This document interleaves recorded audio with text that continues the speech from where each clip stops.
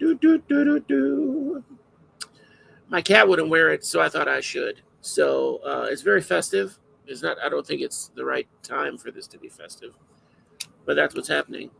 I got these from my puppets, actually, cat toys, for the puppet show. So tonight we had a change of plans, folks. So I hope we might talk about dirt a little bit, but mostly what we're going to talk about is better keeping of our animals. Again, I feel like we're doing this a lot, but Chris Biggs has decided to join us, and Biggs is kind of an expert on all of this stuff. So on a whole lot of things.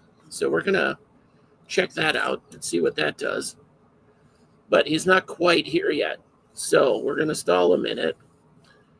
We'll keep you posted. The refugium that we talked about last week is kind of stalled because I don't know if you follow me on my regular Facebook. I hurt my back real bad. So last Thursday, I'm still recovering from that, so I can't really carry anything.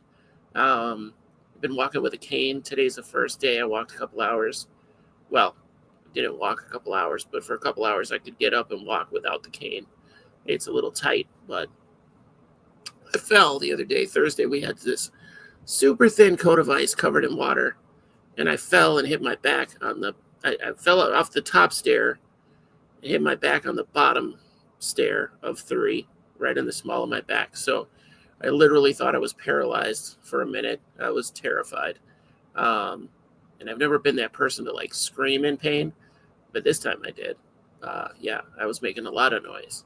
So, yeah, if you're on my Facebook, you already know this.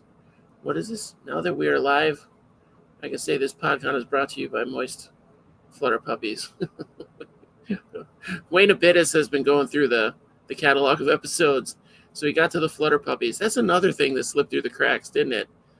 I should work on that again. I've been drawing a lot lately. PodCon never surfaced. No one wanted to put anything into it but me. So that's a hard part about getting these things started is nobody wants to put in, and I don't make enough money to do that stuff on my own. So that never happened. That never surfaced. Moist, anytime moist is good to add. So keep your soil moist, keep your mouth moist, keep a lot of things moist. It's a weird word. It makes people weirdly uncomfortable, but I get it. So tonight Biggs is building. He's building a building. He's having, it's mostly constructed, but he's constructing a pretty good sized building. I guess it's 16 by 48. It's a little bit smaller than my house. It's like 2/3 of my house, this building, for his animals and his show. So he's fortunate enough to be able to do that through all of the stuff that he does on the side, all the traveling he does, all of that. So it'll be really nice when it's built. But we're going to have some pictures of it in progress. Sorry, got a sneeze coming on. We have a picture of it in progress. We have some pictures of the inside, some of the elements of it. And then we're going to talk about, he sent me some pictures from a trip that he took of some really bad examples of keeping animals. And you'll see what I'm talking about when we get there. But we're going to focus on the good stuff and then focus on the bad stuff. And we might actually talk about soil. So that could be good too. He should be on soon. He was a last minute guest. So Kyle had to bail out at like 6 o'clock. So like 2.5 hours ago, Kyle bailed out. He's got stuff going on again. So we couldn't do that. So Chris, I had just been happening to talking to Biggs at the time. And Biggs was gracious enough to decide to come on extremely last minute. Like basically when he logs on is when he agreed. So, t-shirt. I wanted to show off. If you know what this is all about. If you know what this guy is, it says cheese on my belly, my fat belly. But that guy was a legend in the day. Kids won't know about that at all. I think we have morning gecko eggs in the enclosure. Very excited about that. They're in the back corner. Can't show you. But they're way in the back there. Oh, I don't know why I'm yawning. I'm so hyped on caffeine. So we've got some eggs. We'll see what happens. And I had to go kind of DEFCON 4. The ants had still invaded. There was still a sizable amount of ants in there. So I put diatomaceous earth in the hole that they're coming out of. And I think I got most of them. If you don't know, diatomaceous earth to bugs is like razor blades, basically. So I don't see any in there right now. Let's see. I do see one of my girls, though.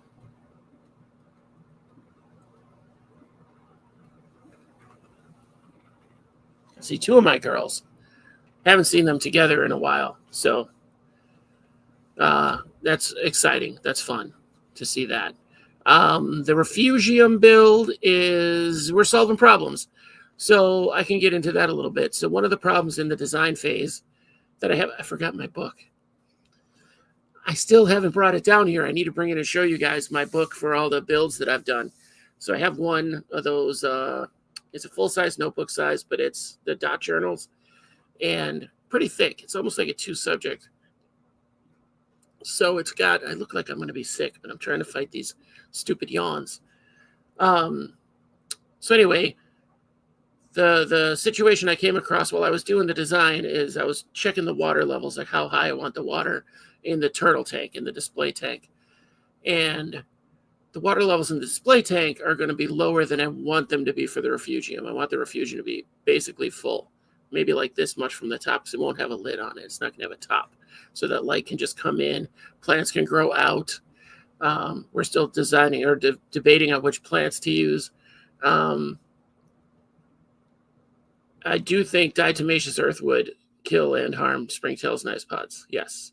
Anything with an exoskeleton. So anyway, so we're going to jack up the 36 gallon. We're going to raise it on some 2x4s underneath the main, well, not the main, underneath the stand. We're going to be boosted up with 2x4s about laid down in a square, rectangle, whatever. There's a rectangle. So it's up about a good 4 inches. So that should pop it back up, and then we'll be able to connect them at the size, at the ratio that I need them to be. So it'll be up higher, but there'll be plants coming out of the 55. So we had Biggs for a second, and now he's gone. He's in a very professional-looking office. Very impressive. And he freshly shaved his head. This is a good day. He's still waiting. Hold on. He's fixing it. His pants are not zipped. I don't know if that's on purpose or not. I like to kid. He's got 2 cups of something. Are you ready, Biggs? He's good. He's got his thumbs up. He doesn't know. Biggs! What's up? Me, barely. I've been over here yawning. Did you lose weight? No. You look like your face is slimmed down. Maybe it's because you fresh shaved. Well, it's just because of all the shit I've been through since January. Yeah, it's been a lot. It's been a long show. It's been a long deal. Just never seems to end. And even today, I just got back last night from Baltimore, DC, and stuff like that. And even that was a whirlwind trip. It's like I landed, I worked all day Friday. I was at the airport about 3 or something like that. And then I finally got to the hotel in Baltimore, Maryland around 1 a.m. Of course, I couldn't sleep well, and then the next morning they're picking me up to run around and do stuff. And then it was just nonstop and didn't sleep well the next night either. And finally I flew home, and to fly home, like, people don't get it. I'm from a different country.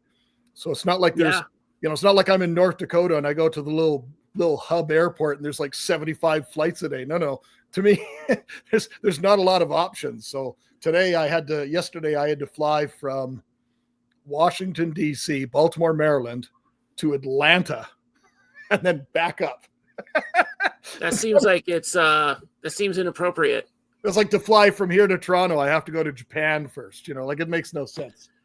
Why would you go south to Atlanta? That doesn't. Well, Atlanta is the hub for Delta, and Delta is the partner to WestJet, which is my airline.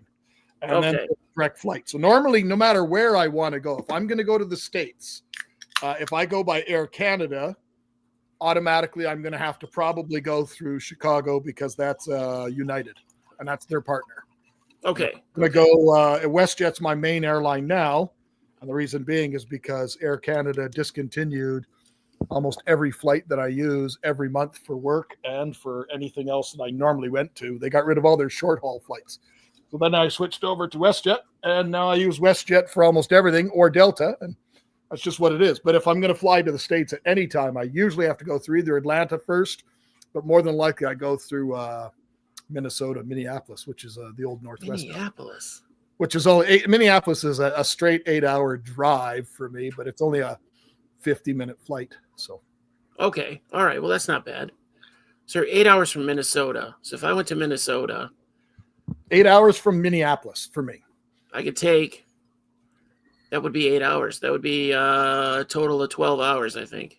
Yep. Not quite. That's worth it. That's to me, for me, I'm most Canadian cities kind of hug the border, so like I'm only an hour from the U.S. border, and if I were to go straight down on, I think it's I-29? I don't know what it is, but basically, if I go straight down from kind of Winnipeg, I come up to the border of North Dakota and Minnesota. And there's the one border. It's not really a border town, but it's the closest one. It's about an hour after the border. It's called Grand Forks, North Dakota. It's either East or West Grand Forks. And one's in North Dakota and one's in Minnesota. The only reason that's relevant is because if you were a kid and you turned 19, you're legal to drink in one of them, but not legal to drink in the other one. The other one, you had to be 21. That's weird. I thought it was 21. I guess no. Each state has their own. You can tell. Each state has their own rules. Yeah. When I started drinking, everything was in black and white. So fair. I was like, wait, what? Black and white? I got you. I remember the dials on the TV. That's as far as this is all like to me when you asked me to do this thing, and I was all the chaos that was going on tonight. Literally. My wife hit a deer with a truck probably a month and a half ago, and she works at a place that like fixes and does all the stuff for vehicles. So she's the one that if, and I have no problem, being a man and saying, like when something's wrong with the vehicle, my wife takes care of it because she's really, really smart and really, really good at that stuff. I'm organic and natural. She's mechanical. So it works out good.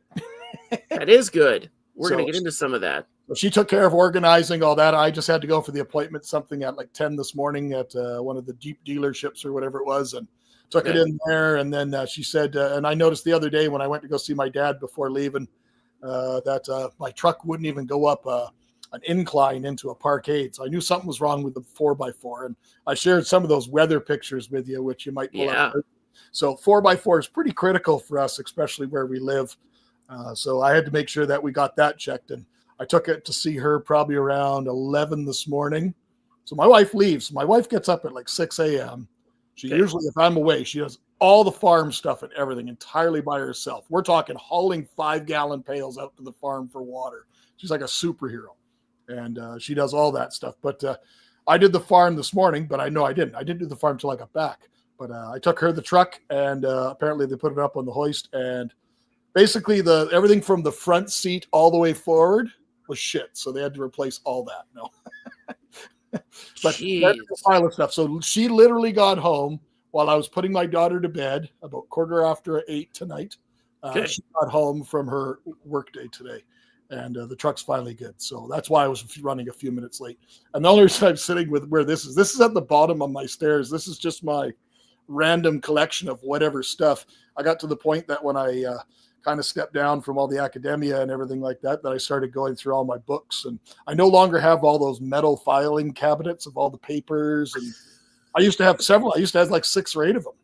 I used to keep everything. I'm very much a paper, want to hold it book guy. So I love it. Yeah.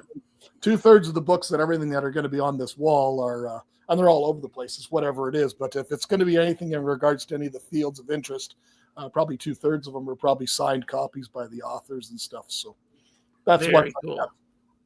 That's one benefit to being the bigs. You get to meet all these people in person. I'm pretty blessed, I'm not a very religious guy, but I'll definitely say that I'm a very blessed individual for the life that I've lived. I've lived a lot of lives. I've done a lot of things. I've explored a lot of areas. and I've met a lot of people, and I don't burn bridges generally. I have friends all over the world, and Man, I burn bridges like it's my job. It's crazy. everything's interconnected, and that's why when you're asking me about like topics and stuff like that, it wasn't a selfish thing to say let's talk about the building or anything like that. It's everything is linked together. Yeah. Everything in life is linked together. Everything in nature is linked together, and that's to me the whole concept of how everything's been coming apart for me, or coming together for me for everything that's in my life. Both channels are now like most people knew that I only had the one channel for the longest time. Yeah. And I haven't posted a video on that channel.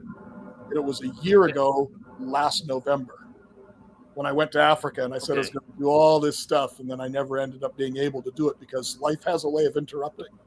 So I've been doing a ton of stuff, as you know, behind the scenes, but trying to get back to doing it the other way is going to take a bit of time. But I'm fortunate. I'm blessed with my friends. I have friends that are way above my pay grade. Like, I don't deserve most of the friends I have, so you're up there. So I want to say hi to Wad and Moon and everybody else. Wayne Abidas is here. Everybody's excited to see you. Yeah, so I asked Biggs to come on and talk about dirt because that's what we were going to do. And Biggs said, hey, let's talk about this instead. And I said, absolutely. No, that's not how it went. That's not how it went. More or less. The correct way is you asked me to talk about dirt, and I said, sure, we can talk about dirt, but you have no chance in hell of controlling me, and I will talk about whatever the hell I want, and I will completely derail any conversation you try to have. Well, now we have pictures for what you want to talk about, so that helps cement it too. We don't need pictures of dirt. Everybody knows what dirt looks like, right? We're good. So let's get started on that. Let's take a look at your building. I'm excited for this building, and I can't wait for it to be a thing. Well, before we get to that, I'll tell you the reason how it came about. So years ago, prior to the pandemic, I was asked by a very, very large public organization that puts on these shows in several different areas across the country if I would be interested in speaking at their events. Now, from an aquatic standpoint, most people knew me really, really well, but the reality is I was probably stronger back in the day in the other facets, the other fields, but the other fields of reptiles and stuff like that, I've honestly never really spoken about those topics as much in North America as I have in other countries of the world.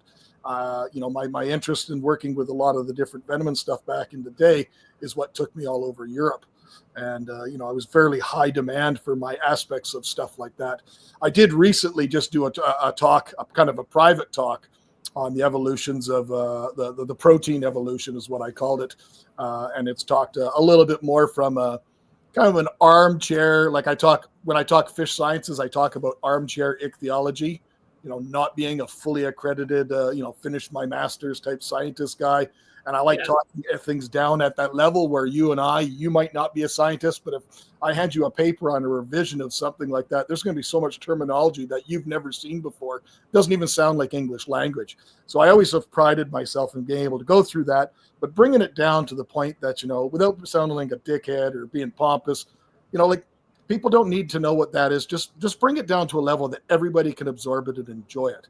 So yeah, for sure. I started building that organization asked me to do a talk, and it was right at the time where you're in the US, I'm in Canada, and all these anti-pet lobbying groups and bylaws and cities and all these things are happening all around us. And I'm sure you would have seen, in the past year, we've had that situation develop in South Carolina with a certain individual. He's not the only individual that's been doing that.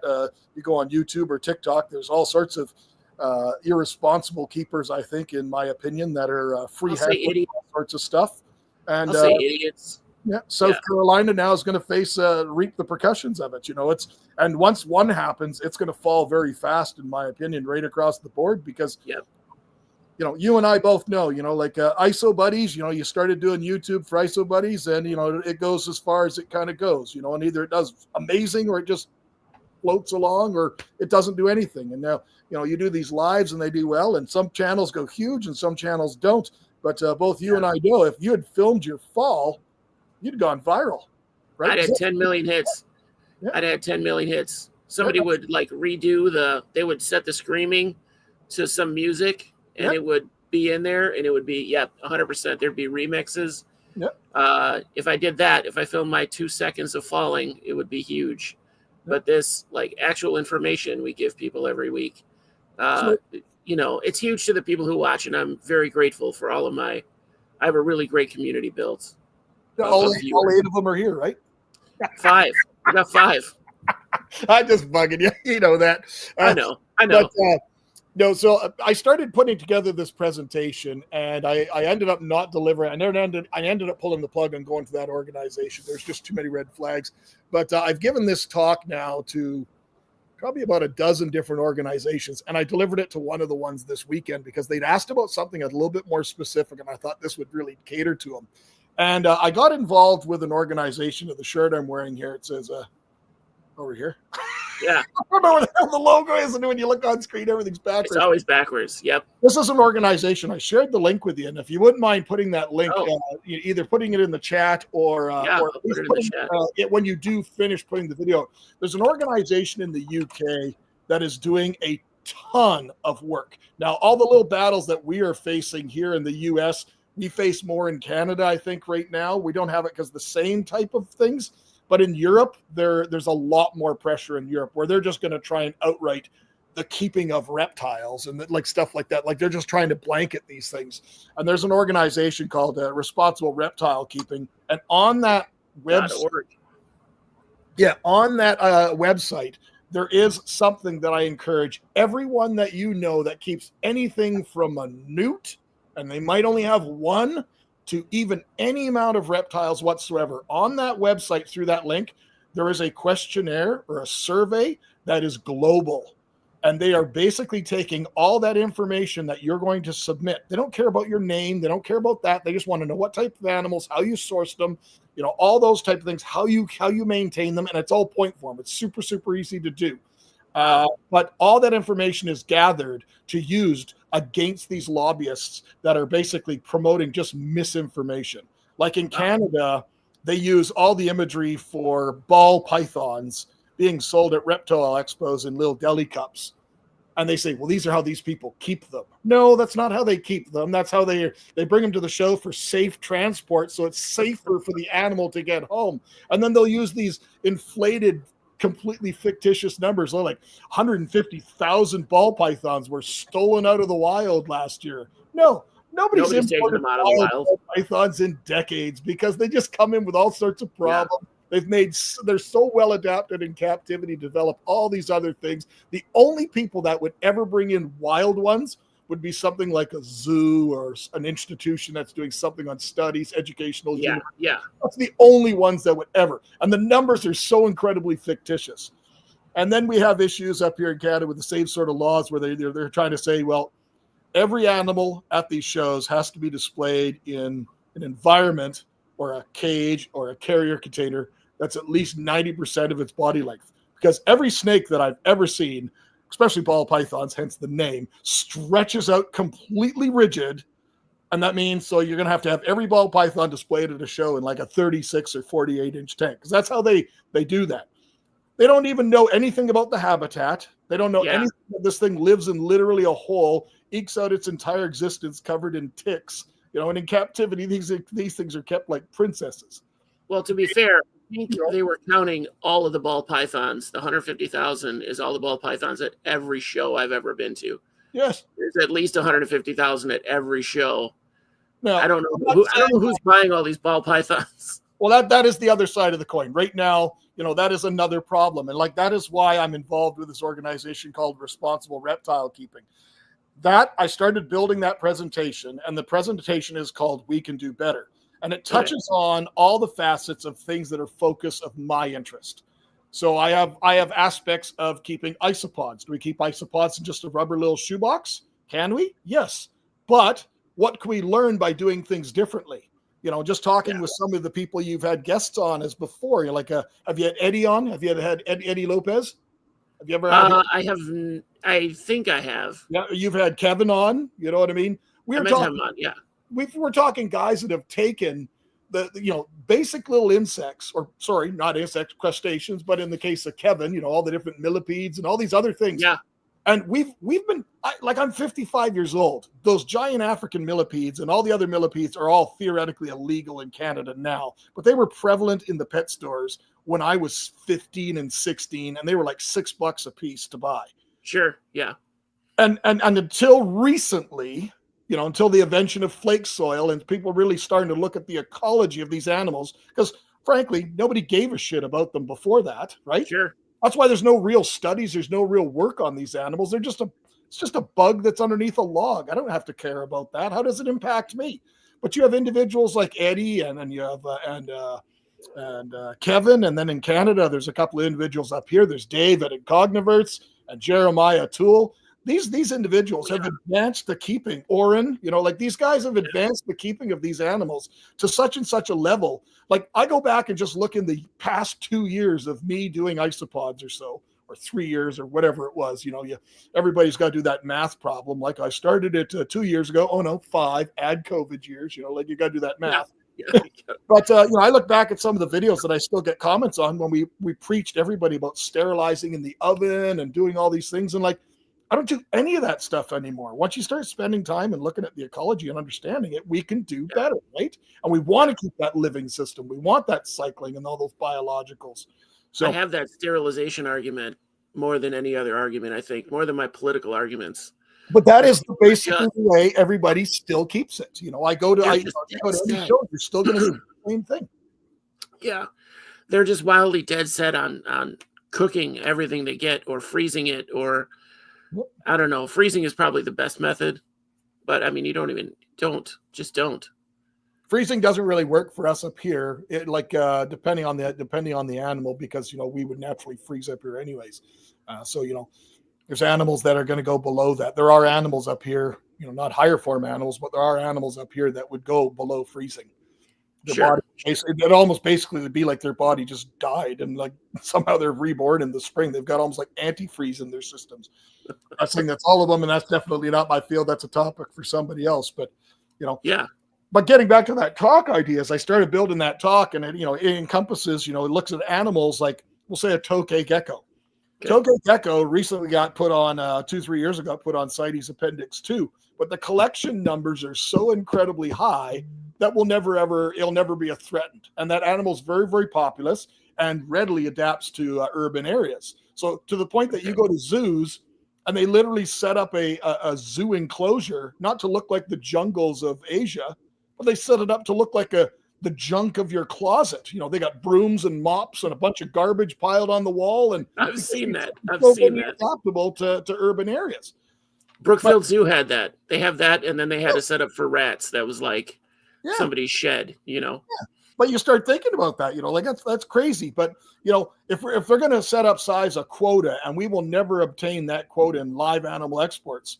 Do you know where you want to know where 90%, and I don't have the exact number, so maybe it's 65, maybe it's 80, I don't know, I'm just throwing a random percentage out, but the bulk of tokays that are caught, where do they go? I don't know. Maybe your audience knows, maybe somebody in your audience knows. Where do you think one of you guys knows geckos go? Here's what Justin's going to Google it real quick. He'll know in a second. They go to the food trade in Asia.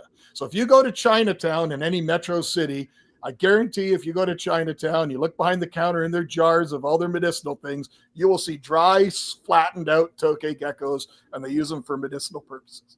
Same as tigers, same as gallbladders from bears and all these weird things that they want to slaughter every animal. Be able to take I want the left pinky toe from the last ocelot on the planet, so I can pretend I'll get a bigger head or something, whatever. So I can get a boner. That's all I want. I need that pinky toe. So mine touched on isopods, it touched on all sorts of invertebrates, it touched on fish, and for the fish clubs, I've been adapting it to be more and more fish. And then it really started showcasing how blatantly ignorant, and I know that sounds very negative, but it's not intended to be that. People really have no idea how fragile some of these environments, these animals are being just raped from. The green tree monitor, the blue tree monitor, the black tree monitor, these things are all going to be listed CITES Appendix 1 probably in the next couple of years, because there's not enough of them in these little tiny islands, and the pet trade demands it. So they're just being pulled out just by huge, huge numbers. Thankfully, they're being bred by a lot of people in captivity, but Nobody cares. It's all dollars. It's all driven Yeah. by dollars. Yeah. So this whole thing started coming about and started talking about how fragile these environments are and things that you and I may know about some of them, but we don't know about all of them. You know, when you talk about fish, you think about dams. Well, Brazil and China have more dams being put in place than all of North America to combined. And that's because their populations are growing so fast, they need electricity. So how's it up to us? Sorry? Did you see the article? There's a dam in China that if they, I don't remember if they stop it or let it go, it changes how long the day is. Like Yeah. it changes the gravity or the rotation of the earth by how much water it's holding back. Yes, there's all sorts of, but That's like how are crazy. we, we've destroyed our environments in North America for a large part. So now we're going to go and tell the rest of the world, how they're supposed to do it. It doesn't work that way. Palm oil, good luck trying to find anything at all in a grocery store that doesn't have palm oil. And I'm not talking just food. Sure. Oils that you use for hair and all sorts of everything else. Palm oil is in part of every single living person's life in North America. I have this graph that shows palm oil and how it's attached to all these brands. And I showed up there and I tell people, I says, good luck. You're not going to find stuff without it. It's going to take you forever. But it's the little changes that we can do.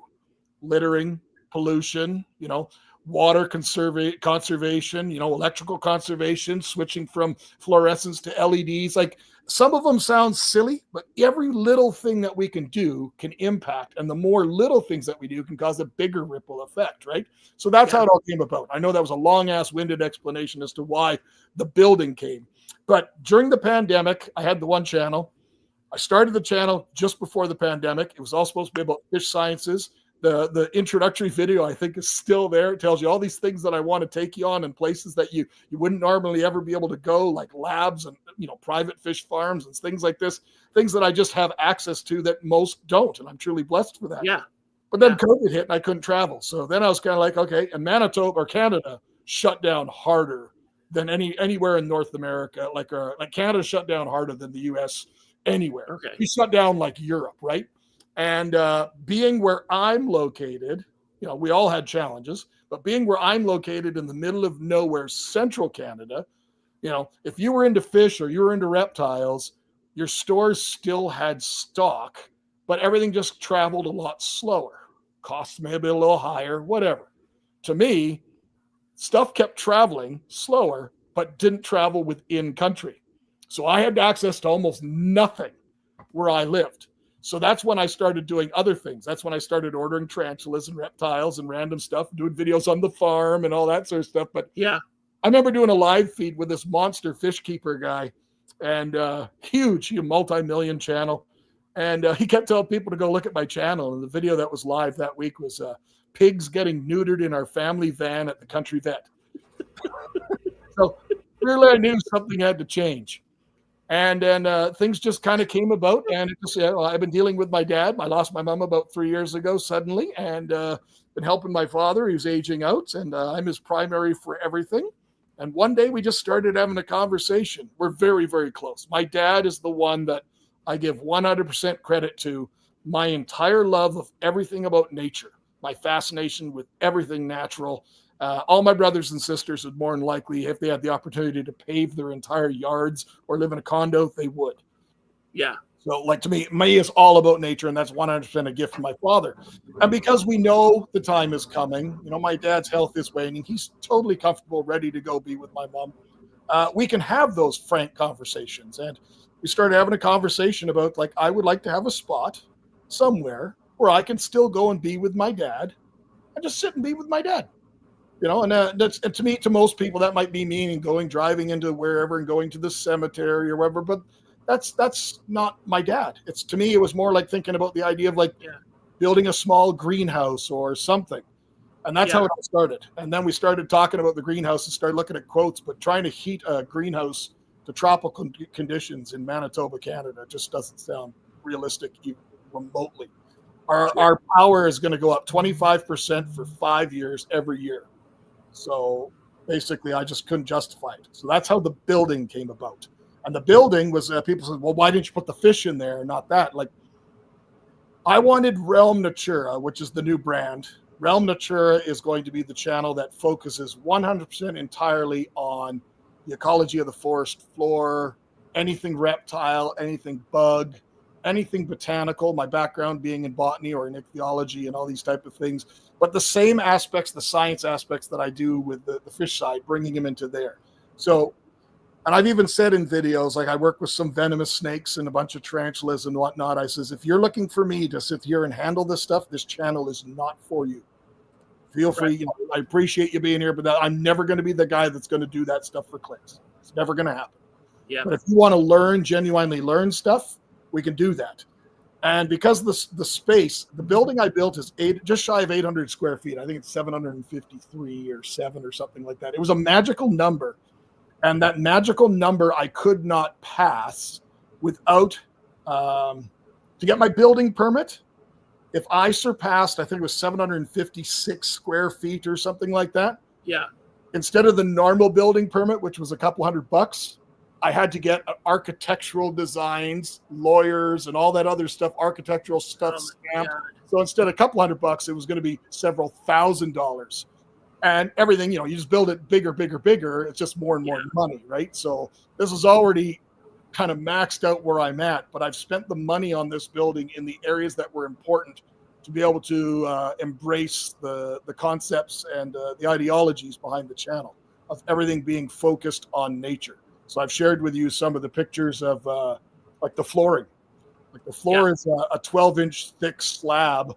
It's fully insulated and it's all stained and stamped, and it mimics like a weather-worn stone. It's not flat. It's all weather-worn stone, and it's done that way for a purpose.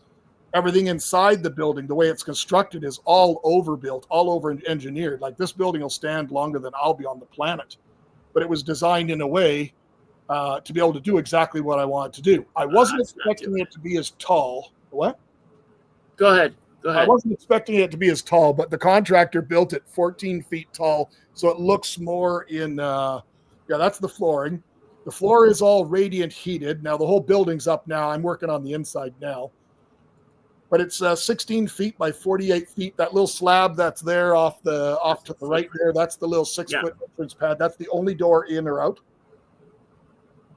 So they don't care about fire zones. Okay. All right. Canada don't care. This is not, this here for my build, this was built, according to my building permit, this was a shed, and a very large shed.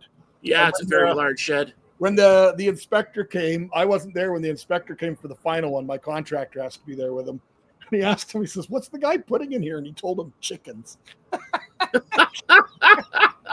Because he always put radiant heat and concrete stamped floor for chickens. Well, I mean, there's going to be chickens going in there to feed some of the animals, right? So yeah, you'll be all set. He's not lying. He's telling the truth. Yeah, but that's the siding that started going up. It was it's a product called James Hardy board. I'm sure it's from the States. It's basically a cement strand board. Like the boards, each board weighs a lot. It wasn't my idea to go that route. It was the contractor's idea, and that's probably the only area where I could have saved money was probably on that siding if I really wanted to. It's got a steel roof. It's 14 feet. I call the front with the door. If theoretically that would be the back would face the street, but I call that the front.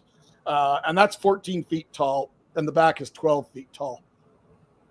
It does have a floor drain built in it, but it's not attached to any of the systems whatsoever. It passively drains into underground into a kind of a channel with rock and everything like that underneath the 12-foot side with a bunch of gardens and stuff. Like a French drain?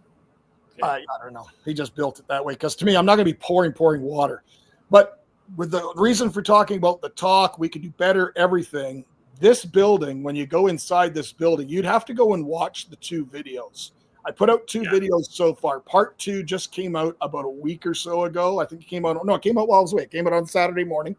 And part 2 actually takes you inside the building so you can actually see what's going on inside the building and how it's being built. And I kind of give you the lay of the land of what's happening.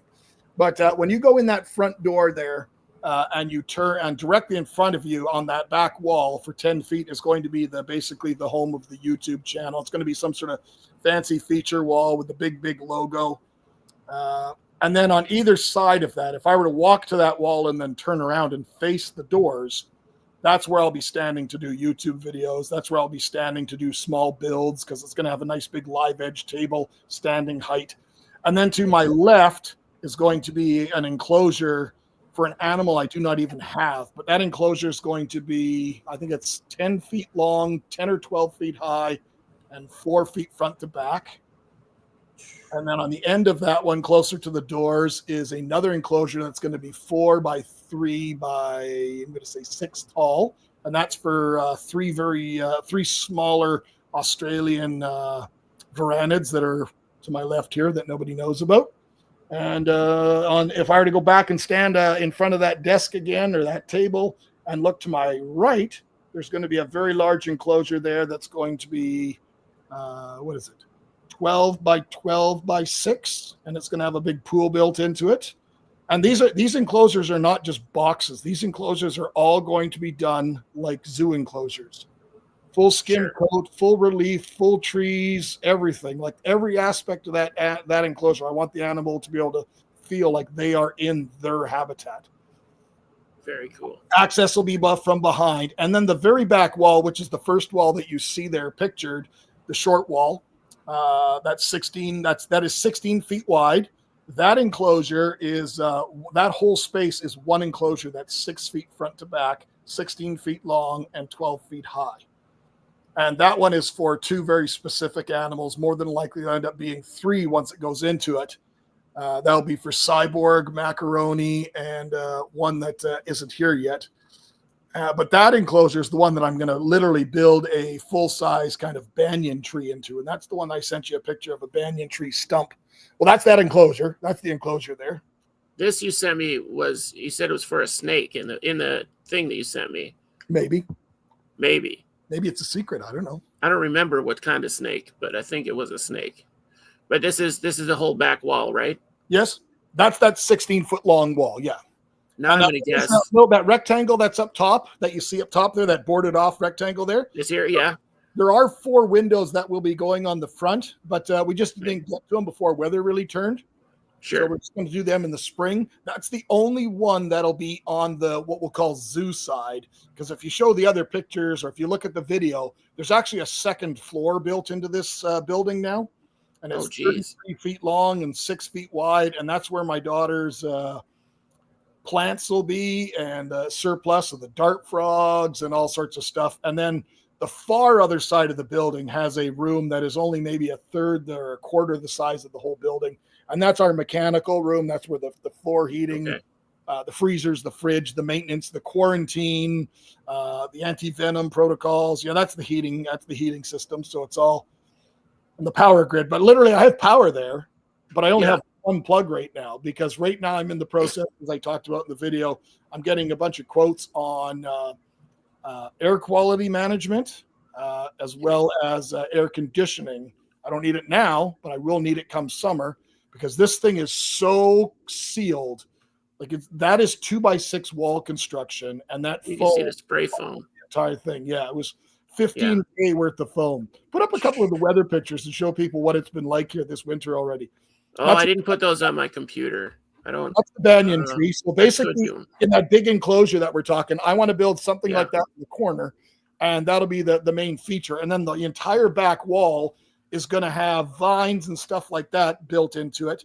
But it's going to be looking like I have the idea of kind of copying or mimicking the temples of Angkor Wat in Cambodia. And that's, those big, temple faces with the rock and the ruins, and then putting all these different things. I don't know what that's there. What am I doing? I don't know what that's doing there. Yeah. So this is cool. This is a great inspirational picture. Let me see if I can pull so many of these things. Like I was just in DC and I went to the National Aquarium in Baltimore. Yeah. Holy, that zoo is incredibly inspirational. Like we only had a couple hours, the 2 lovely women that took me there from one of the host clubs. And like I spent as much time filming and taking pictures or video of the scenery inside this aquarium, or the theming inside this aquarium, as I did the actual inhabitants. They had an Australian exhibit, is incredible. A little bit odd for some of the things in the exhibit, but whatever. and the theming was incredible. And they had the same sort of a type of idea when he went into the Amazon area. And the one thing that's really different for the National Zoo compared to a lot of the other aquariums that I've been, or the Yeah. National Aquarium, is everything that in those habitats, there was stuff that was man-made, like the temple walls or the rock or the whatever they made it, but the plants generally were mostly live.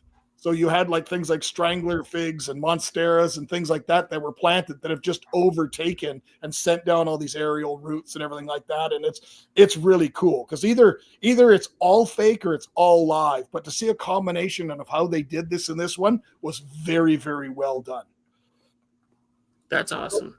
This gives you an idea of why, if it's called Realm Natura, and anybody that's ever seen any of my content knows how focused I am on understanding the natural systems of the natural world, we can do better. And that's what I want to do for every one of the enclosures that's going to be in the environments of this building. But to even access and see half of these things, you're going to enter, I'm not just, I haven't covered any walls or anything because I'm just going to be putting wire mesh up and covering the walls with like skim coat of concrete and then tooling it to make it look like different types of stones. And I have That's cool. I have all sorts of tools for doing this, but that's also part of the fun of doing it yourself, Yeah. I haven't seen anything like that since I haven't been to a zoo that has that, but I've heard stories, that kind of tooling of the concrete. But Disney World does that at their resorts. I did that. That's really cool. Pictures of when I was there looking at the new Star Wars lands and looking at the laser blasts on the rocks and all that stuff. It's all mimicked. Yeah, yeah. So one of the things, this might be a suggestion for you, is they took the resort we were at when we stayed at Disney World was they took the leaves from the plants that were there in the scape, right, in the landscaping, and they pressed them into the concrete while it was wet. Yep. So you had those like imprints of the plants that were right next to you. Yep. Just saying, might be something you could use. Might be some info. Well, here's some of the weather you get. This was 2 weeks ago when our promise almost got shut down. I should have sent you the picture that's in all my presentations, but literally I'm a mile or so off of the Trans-Canada Highway. That's the front of my house. So that's the back of the building. This is what this is the siding is all the way up. That's good. Yeah, the whole building is sealed. The whole building is completely sealed. There's no vents or anything in the roof or anything. Why is this coming up? That was something we were going to talk about otherwise. It is. This is what I was looking for. Yeah, that's kind of the idea. I've been saving sheets and sheets of broken up styrofoam and all sorts of stuff, and I'm going to do that whole back wall of that tank with the banyan tree, that 16 foot. I don't have it. I want to do everything. Now, the one thing I didn't say is all the enclosures, all the 3 big enclosures that we've talked about, they are all going to start at 3 foot height.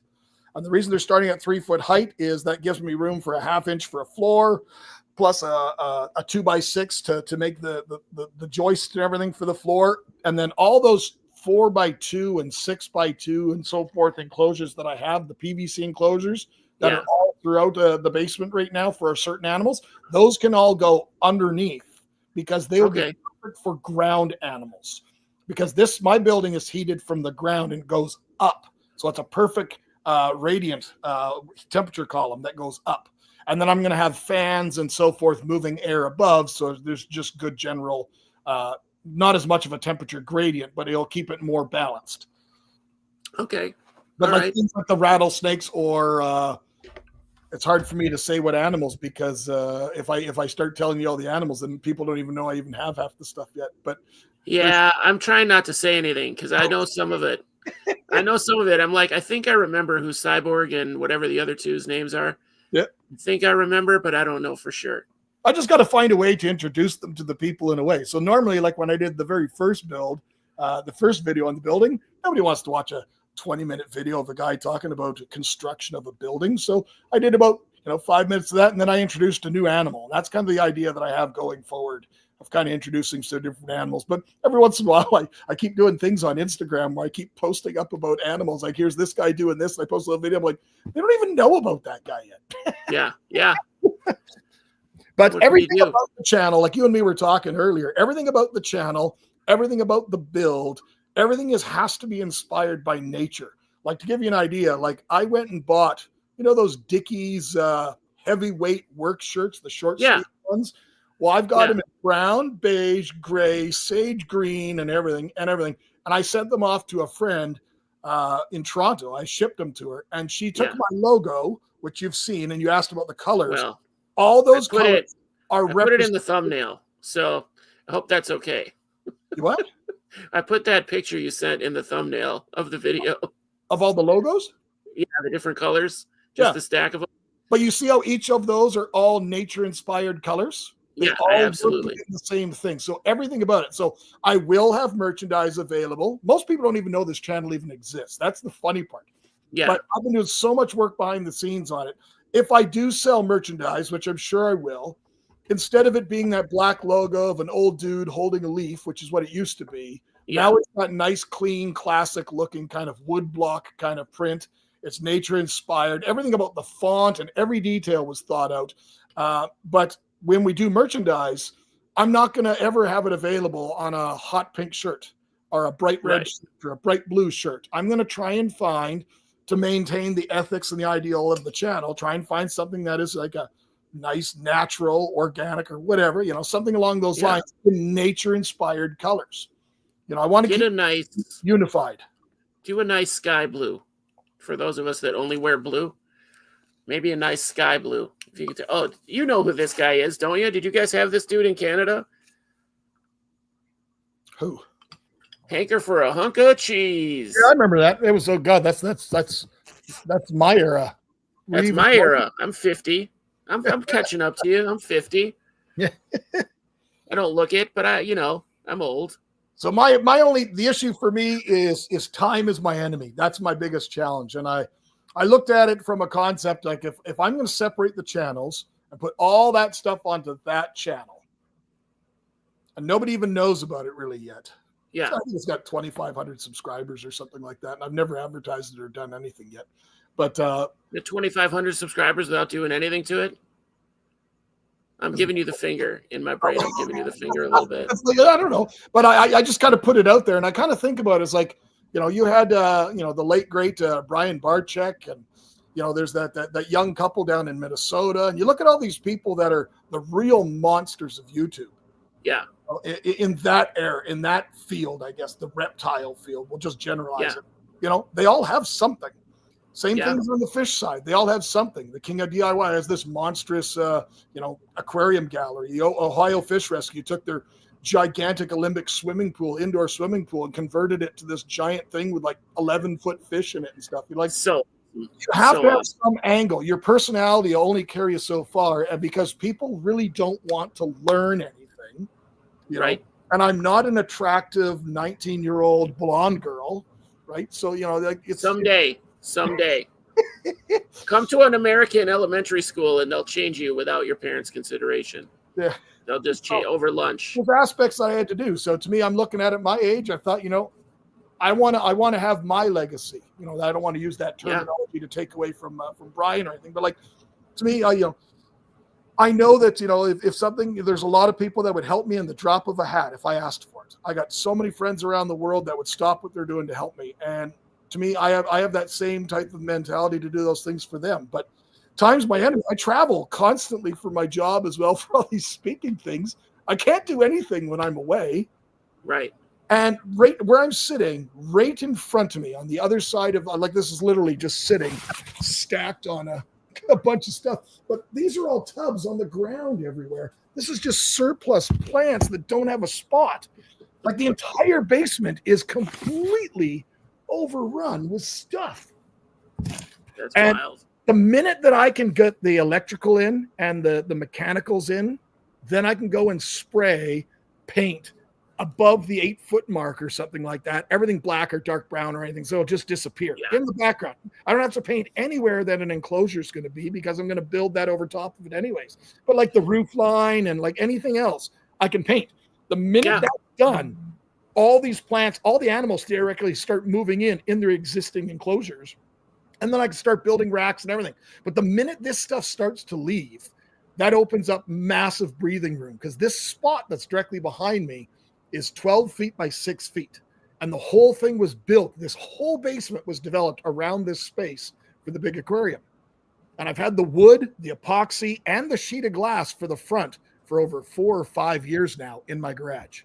And everybody knows me for fish. So like, there's a lot of projects that are going, but that's one that I'm excited about. And the fish room's right there to my right. Is that the river tank? Is that the river tank you've been talking about forever? No. It's basically it's going to be 12 by 5, maybe 6, maybe 5.5, probably 12 by 5 or something like that. Sure. If it comes down to costs, I might only do 12 by 4. I don't know, but I don't need that extra space. But I have a 12 by 6 space, and it's going to be at least 42 tall because I know the piece of glass is 36. Okay. It's 11 foot 8 by 36 tall. Yeah. Now, if you want to go real viral, just get in the tank before you fully set it up. Fill it with water. Get in there. Just float for a minute. There you go. That's your short right there. But I don't know what I want to keep. Like the problem with people is we talk about this in the fish keeping world. I just did this weekend. Is people go in under, they want to get a bigger tank so they can have bigger fish. Yeah. But even like if you have 1,000-gallon tank, so that's what, say 8 by 4 by 4 is 1,000-gallon tank. And you go and get a big giant red-tailed catfish or something like that, or a stingray. It doesn't look big anymore. These things get to be 3, 4, 5 feet. They look stupid in these environments. But if you take neon tetras or any of the fish that you were asking about earlier, like the rams and the apistos and all those little dwarf cichlids that stay, under the 2-inch mark or something like that, and you put them in a 25, 30-gallon tank, they're perfect for life. Yeah. You put them in a 55, you could have 2, 3 pairs in that tank, and they'll all be fine. They'll each get their own spatial space within that environment. But if you take something like a school of characins or barbs or cyprinids or something like that, and you put them into an environment that's a 50-gallon tank, and then you all of a sudden upgrade to a 2,000-gallon tank and move them into that environment and maybe 3 times the volume of their school or whatever, I promise you will see behaviors that you've never seen before and you will never see in a pet store or a smaller tank. Sure. They will just behave differently. And it's not nothing negative. It's just you will be able to witness behaviors of fish when they feel like their environment's almost endless. You know what I mean? You see all sorts of things. There's a common little pet store cichlid that I have in the tank right over there. It's a common little fish that I could buy at any pet store if they have it. It's not exciting looking. It's a brown little cichlid. But it develops all these little fin extensions, and it turns bright yellow when it's breeding and stuff. And when it's an adult, it's a gorgeous fish. But it's not an expensive fish by any means. And in captivity, if you give it a flower pot, a rock, a chunk of wood, it'll breed and live out its life, reproduce, no problem, raise its fry. But if you give it a sword plant or a pothos in the tank, or even just some plastic plants, or even just leaf litter, it'll go and use those and breed on those. Like I've seen them rip a sword leaf off of a sword plant, bite it off, and use that, breed on it, and then the male will carry that leaf with all the eggs on it and swim around in the environment. Because this animal's evolved to live in an environment when the Andes melt and the Amazon forest floods into the forest. You get all that water chemistry change. You get all that organic matter change. You get all this live food. That's when most of the fish in the Amazon breed, because then they have all these accesses to doing those things, plus all access to all these other things. Food for the young, food for them, shelter, safety, everything's there.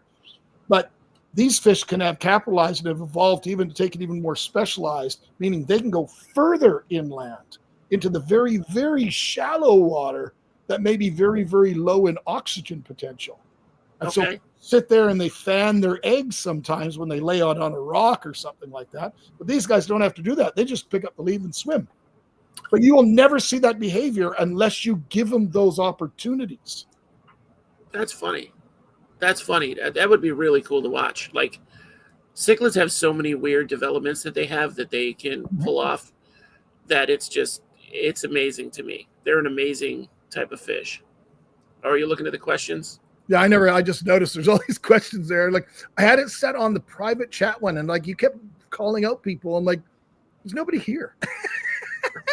There's 5 people here. How dare you? So I don't know if anybody asked a question. I can't fathom anybody asking a question, but they're welcome. If they've had any questions, by all means, if they want to ask a question, they're welcome to. Yeah. So Wayne is kind of new to keeping fish, or maybe going to keep fish, but so he's. But if anybody does follow me for the fish channel, bear in mind, like I was just in DC and I went to the aquarium and I filmed that aquarium. I probably have at least 12 aquariums that I've filmed that I haven't released the footage of yet. My challenge is not just, like I said, time's my enemy. My problem is filming is easy. Filming is easy. Yeah. You film nonstop. You just film. But then when you go and there's two types of videos. So like, for example, there's a video that's going to probably come out this week that I could have shot in about 20 minutes. And I've shot 3 of them this weekend, and they were basically tarantula rehousings and stuff like that, Okay. But, the rehousings are easy. You just, your supplies, just leave the camera running. And then the rest of the stuff, you can sit there and narrate when you're doing it. And then it's just putting 1, 2, 3, 4, 5, 6, trimming them up a little bit, and then you go. It takes more time to probably build the thumbnail. But when you go to a public aquarium or a zoo or some guy's house to see their whole collection, you can't just sit there and narrate, because you're going to have to chop it up so much. You're going to go home with 700 little clips to try and put it in a realistic order and then narrate over top of it and add music and all that other crap that you go and do. Yeah. It takes a lot of time. One of my videos, the one that basically has the most views out of anything on my channel, is a video I did at a friend's fish house. And I was the only person in the world that's ever filmed at his place. And that took me 32 hours to edit. Now, it doesn't mean I'm good. I'm new and I'm not a tech guy, but 32 hours is a hell of a lot of time that I personally do not have. And the only time I normally ever used to edit is when I'm on the road for my job, because I'd go to work all day and then I'd go to the hotel. I'm not going to go out and party, so I just basically go to my hotel and do that. But as I've gotten older, and there's certain aspects, my travel commitment times are getting more.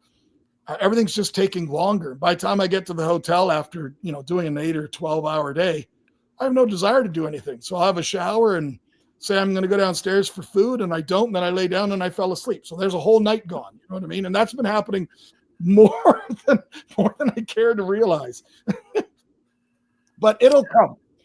There's just been too many things. My health, my father's health. There's just been one thing after another that's just kind of kept me from being able to do all the fun stuff. But I'm just as excited. I'm just as excited about doing the stuff there. I am progressively doing stuff. I am doing stuff in there. It's just, you have to fit in those fun things, our projects, in amongst family life. And, that. I know. That's kind of why this is kind of shutting down. Like, this is the second to last interview that we're going to do on ISO Buddies. That's so, okay. We'll do stuff down the road, because once that big tank's built, the purpose behind the big tank is not just because I want to have a big tank. I had a 750-gallon tank at the old place. It was 21 years old before I ever took the chainsaw to it. So when you move and you get a new place, you have to build a bigger tank. It's a rule. Yeah. You have to go big. So I basically built the space when we were looking at. We had 2 options of where I wanted to. I had a wet wall behind the movie theater screen, and I thought, well, that's kind of weird because it's right in the middle of the whole basement, and it'll dominate the whole basement. There's nothing you could see but it, which is not, it's good, but it's not necessarily what I wanted, right? And then there's this weird little space here that really has served no purpose. And I thought, well, if I do it that way, then I can, the little room that I have remember the old Star Wars room? You saw the video of the Star Wars room that I had years ago? Yeah. That's the problem, is the Star Wars stuff is now piled in Rubbermaid totes and all over the floor. There's probably a 20 by 12 foot area over there that just has all the ships sitting on the ground. I don't know what to do with them. I don't know how to do eBay. You're going to get scammed on eBay no matter what you do. I live in rural Manitoba. I can put them on Marketplace. Yeah. Who am I going to find? Ted, the one guy that likes Star Wars in Canada? Like, I don't know. I don't know what you got a neighbor just waiting for someone to put his stuff. Some little guy at a shop or something like that. He says, "Oh yeah, this one here, going online. This one's about $8. And they go online and look at, it's selling for $1,000. Like, yeah. I don't know what to do with that stuff.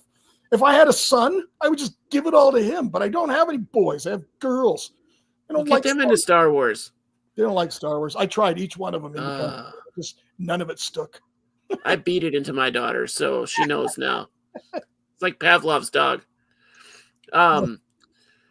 Hey, do you want to talk about the bad keepers? Irresponsible reptile keeping, or do you want to do that at all? Not necessarily bad keepers. It's to me, I was recently, I don't want to talk negative about any individuals. A couple of years ago, I was excited, and I was going to speak somewhere, and I decided to drive. And it was a lot longer drive than I anticipated, but I drove by myself because it gave me the opportunity to go through a couple of states where a certain species of rattlesnake is kind of endemic. So I took all my gear and stuff, and by going by myself, I could go entirely at my own pace. So Yes. I drove so far one day, and then I stayed overnight, and then the next day I continued on my way. And it took me probably 2.5 days to get the distance I needed to do in one day, because I'd find a nice spot looking of land and I'd get out. And this was in July, so I thought it was perfect. And I'd literally just park on the side of the highway and disappear into the woods for 2 hours. I had a great time. I didn't find any. I didn't find any because it's a pretty elusive species. But the reason I was saying that is one of my stops, I wanted to go see one of these places that I've always heard about. I heard nothing but positive about this place. And I went to this place and I paid the fee and everything like that. And I went in, and it was nice. It was very well done. And like, to me, I'm able to look at, it's like when I go, like, I'll give you an example. I went to this Baltimore aquarium just on this past weekend. And in the past year, the past 3 years, I've probably been to 25 aquariums or whatever it is. Yeah. So when I go to these aquariums, I try not to set a bar of expectations. I see there's always going to be some incredible wow factor. You go to Atlanta and you see that whale shark tank, you're probably going to forget about everything else. It's just so incredibly impressive to see that. I need to go down there. Every aquarium has things that are like, wow. And this Baltimore aquarium was the perfect example. The Australian exhibit, the theming, the whole immersion, like I'm a part of it, was incredible. The Amazon exhibit was incredible. But the number one takeaway I have, and it's going to sound super dumb because the people I was with didn't know about it. And the guy that was at the touch tank about 10 feet away, when I walked by, says, "You are the first person in the entire time I've worked here that ever even noticed that." And when you come up this escalator, I don't even remember what area it was, but you came up this escalator. And I don't know if you've ever been to that aquarium, but I have not. There's one monstrous aquarium in the center, I think, and it's 5 floors deep. Jesus. And it's one aquarium. So there's sharks at the bottom and sharks at the top and everything you can imagine in between. And you're forever going up and down all these spaces. It's incredible. But when you get off this escalator into this area, it says, "Welcome to the beach." And the minute you walk about 3 feet past the escalator, the linoleum or the flooring changes in texture. It's not gritty like sand.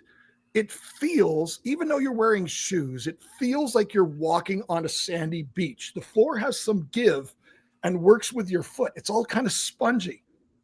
But it's not enough that you're going to trip or anything. Yeah, but sure. Essentially, I felt it. I felt it right away, and I pointed out to the people, and they're like, "What are you talking about?" So they had to come off the floor and try it again. And I'm like, "Oh, I kind of get it now." But like, to me, it was right away, and that is full immersion to me. That's what Disney World excels at. You know, the smells, taste, all that stuff. You are gone from the real world when you're in those places, and that's what I really take away from these places. But there's always something like.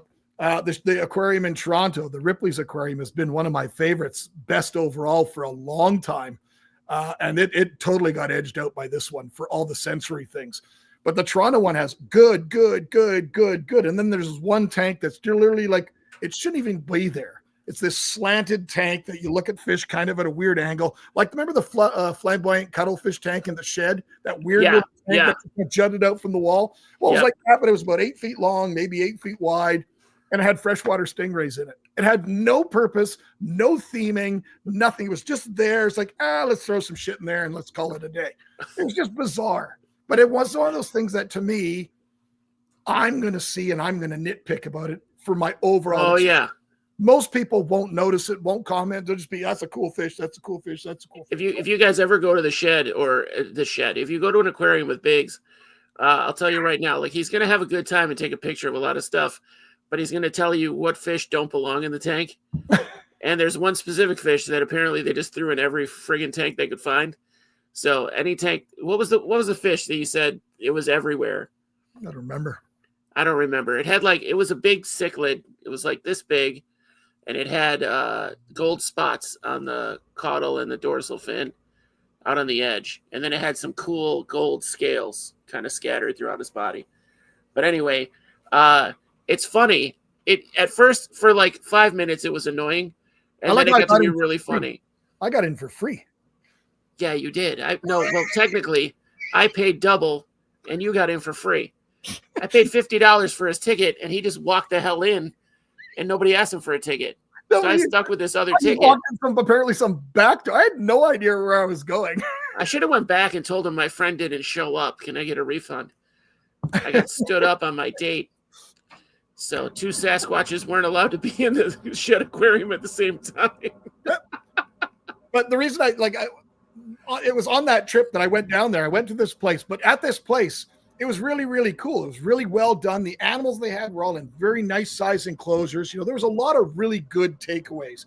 Plus the messaging that these individuals do, everything to me was positive until the end. And at the very, very end, there was a store that was involved with it. And they had, I'm going to say 5 tanks, 5 or 10 gallon tanks in the store that had millipedes in them. Now, millipedes are illegal in Canada except for the native one. But I thought, what am I going to do? I'm never going to release them, blah, blah, blah. I thought I'll take the risk. So I said to the girl that was there, I says, I'll take 5 or 6 of each of the ones that you have. Okay. Right? Because you don't want less than that, right? They were a fair price. They were probably like $15 or whatever it was. I can't remember. They weren't like the crazy stuff that you'd get from someone like Kevin or something. But, it was just species that I didn't have. But I kind of knew where this was going to go because every single tank was a bare 5-gallon tank with 2 inches of cocoa fiber in it. That's all it was. But like that to me, that set the tone from being a responsible reptile keeper, being someone with a bit of education in these fields.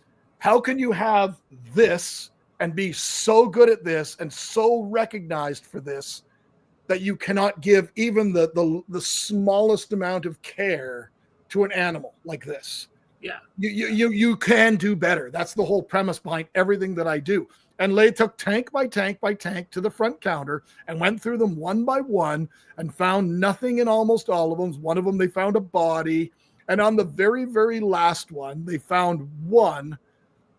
And I told the girl, I says, well, I needed at least 5 of each of them and stuff like that. But in inventory, it showed that they had 30 of this one and 20 of this one and 11 of this one and stuff like that. And then the manager came over and the manager she goes, yeah, they're pretty hard to keep for us because they're so aggressive with each other. And I'm like, okay, I'm out. But I'm like, those are the little tiny things that, I'm not going in there as a secret shopper. I'm not trying to mess people up. I'm not trying to do anything. Everything was positive until that. But when I did do the footage and did release the video, I'm not going to go and call someone out for that that's not my place. Sure. However, we look at some of these keepers that have been around for decades, and they weren't always these, halo wearing, icons that they are necessarily today. I kept reptiles back in the day before any reptile products existed. There's no Exoterra, no Zoomed, no nothing. Right. And you go and buy a pet store turtle and you bought the little bowl with the palm tree, that's all there was. And all says, they need calcium. So then you go to the pet store and buy a cuttle bone and float it in there. Somehow that's magically going to solve the problems. And 99.9% of those turtles lived a horrible existence. But short existence. Yeah, but they kept shipping them year after year. They just never stopped. They just kept shipping them. Like they're part of the pet trade. You can go down to your local department store and buy an alligator. You know what I mean? It was just a pet. It was disposable. The same way tropical fish is generally viewed by the public. Let's just go buy another one. The goldfish died. Let's just go look for one that looks like it. But we got to start looking at it from a different light. These animals are not disposable. Would you treat your child that way? No. Would you treat your dog that way? No. Would you treat your hamster that way? Maybe. I don't know. Maybe. No. You know what like $30 now. You can't do that with a hamster. So just recently I was down speaking at an organization in southern states, and there was a place that I was really, really excited to go just because the amount of animals and the types of animals that have often been shown. And I really had no expectations. And I'm still very, very much in an emotional quandary about what to do. And so I'm out in the parking lot because the thing I always tend to forget about doing, anybody that follows knows I'm horrible at remembering to do intros, and I'm horrible to remember to do the outros at the place. So a lot of my older videos have me literally sitting in like a hotel room going, hey guys, last week I went on an adventure, be some crappy art behind me. And that's what that's happened so often. You got to do what you got to do. So I'm in the parking lot and I thought, what am I going in here? What's the focus that I'm going in here with? Having never been through the doors ever in my life. I was wearing the shirt. So I says, I'm going to go in as responsible reptile keeping and kind of get my take on it. And I was there for 3 hours and I came out of that place. The guy that took me was a longtime fish guy and he'd been there before many times over the years. And he could tell I was really, really bothered by it. Now I'm really bothered by it for the aspects of what was going on. Yeah. But I'm also like, I go and put out a video really showcasing the ideas and the thoughts and all that sort of stuff of everything I saw and showing everything. All I'm going to do is create a massive monster of an enemy against me of a channel that could destroy anybody. It's so big. This individual now has a TV show and like travels all over the world to sultans and private exhibits and stuff like that. Yeah. But like, I was so shocked by some of the things. The minute I walk in the front door, and again, people can speculate and guess and say what places these are. That's not my point. Like to me, it doesn't matter. My point is just, where is it? Over here. It's just this. It's just education that we can all do better. Everyone will say, well, until you're in that individual's shoes, you can't really say. But if you start getting money pouring at you, the type of money that these people are making, they can do better. They can do things differently. They can absolutely do better. I'll give you an example. Look for that picture of okay, there's a perfect example. So go back one picture. So everybody's seen this picture online, right? It's a beautiful snake. It's just stunning. That is a motley golden child reticulated python. That is this individual's bread and butter is breeding reticulated pythons and morphs, apparently. That's fine. I didn't know there was that much of a market in it because they're illegal in most of Canada. They're illegal in a lot of places. But most of the snakes that everyone talks about, and I don't really watch the channels at all. Like I don't watch, and you know as well as I do, I don't even watch my own channel. I don't even watch channels of my friends because I don't want to be influenced for me to go and change and say, oh, I could do a video on that. You know what I mean? Right. But I went in there with no expectations, and this is such an incredible animal. I kind of wanted to see it for myself, and I was hoping that I could see it for myself. I did. And this animal's got to be, at least, it's about this big in diameter. So what's that? Yeah. 7-8 inches in diameter, I guess. I don't know. At its thickest point, the head on it alone is probably going to be about, this big. Sure. But I'm going to say that animal's got to be at least 16 feet, probably closer to 20 feet. So let's say 18 to 20 feet. And then I sent you a picture of the cage it's in. This is it. That cage is at the very bottom of one aisle, and it's 8 feet long and probably 18 inches front to back and 18 inches tall. And on the very right side, I'm sorry, I probably have footage and video and stuff because I've been there for hours already. And I'm just as excited. Like some cages were exceptionally well done, beautiful, beautiful environments. But when something like that, now, if anybody knows anything about that particular animal, that particular morph, that is a very, very, very costly snake. I would say that without hesitation and not being very, very knowledgeable about it. But if you were to go to Morph Market and find an adult, beautiful, motley golden child, I bet you we're probably talking a $3,500 to $5,500 snake. Yeah. That animal could not even, if I were to able to zoom in on that picture, that animal could not even comfortably curve that corner. It wasn't wide enough. And that's all it has. And the water dish, you're talking an animal that comes from like the Philippines and all that sort of area that comes from like a, moist jungle. This is an animal that needs a swimming pool. It's got creases in it. That lives underwater, but it needs a swimming pool. It's got a dog dish that's a foot across. Yeah. Really? No, that was one of the most shocking ones. I don't know the water could be, there could be a room behind it. I don't know. I'm just teasing. There were some exhibits that were incredible. Like to me, my passion is always going able to see a lot of the unique venomous stuff. And like to keep any sort of venomous that comes like a rattlesnake or anything like that, they're super easy to house as long as you've got the right size space and their environments. They're desiccant, they're dry, right? It's easy to do. Yeah. But the other animal that really, really drove it home for me is that guy. That was a full size crocodile monitor, and it had an It looked like okay this. size cage, but that's a healthy crocodile monitor. Shiny, bright coats. It's not obese in any ways. This thing, like it's completely bone dry. There wasn't even a water dish in its enclosure. Like this is an animal that lives in the jungles of Borneo. There should be a fogging system or a misting system or something, but like there's nothing. And like I'm going to put together a video, but I'm not going to go all negative. I know it sounds right now that I'm going all negative, and I'm showing you probably some of the most shocking examples of things that I saw. But when you open up a place like this, I think you also become a target, not only for like criticism and stuff, but you become a target for places like as a dumping ground. I can tell you any pet store that's ever been in my area, the minute they say yes to taking in an overgrown Oscar or Pleco, the minute one hits the tank, it's all of a sudden whether you come back in a month and they've got 30 of them. It's just people don't view it as being responsible in keeping these things long term and keeping them in a big enough cage or enclosure. And just in this gentleman's defense, he probably had on exhibit underneath that gigantic enclosure that you often see him pictured in playing with the big snakes where they throw them all in on a pile on top of them. Yeah, sure. I don't know how big that cage is. Maybe it's 24, 30 feet long. It's a huge cage.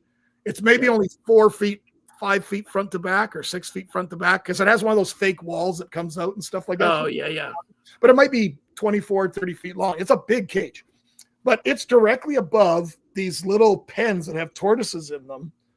And at the very front doors, he had another pen with tortoises in them. And sulcata tortoises is not an animal, in my opinion. That's just my opinion.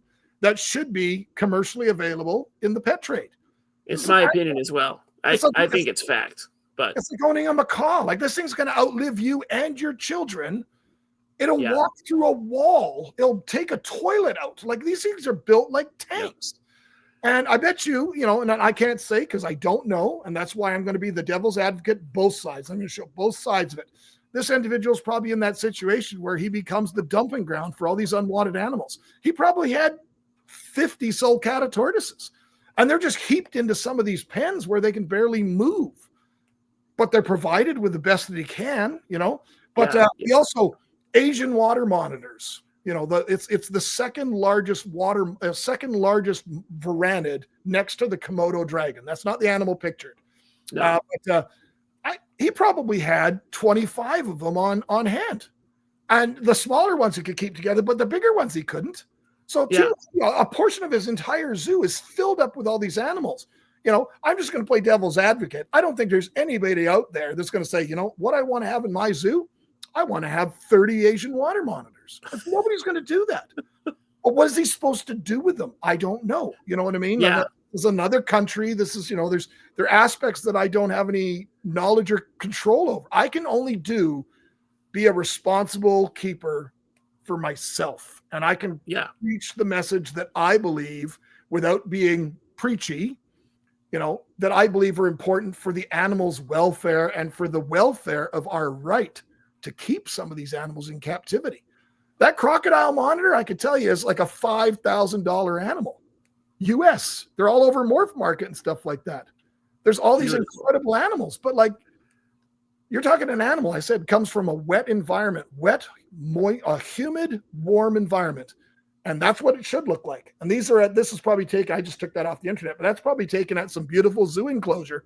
That's, I've seen them in these enclosures that have like a 12-foot waterfall and the animal just climbs up the waterfall and stuff like that. That's what they live in.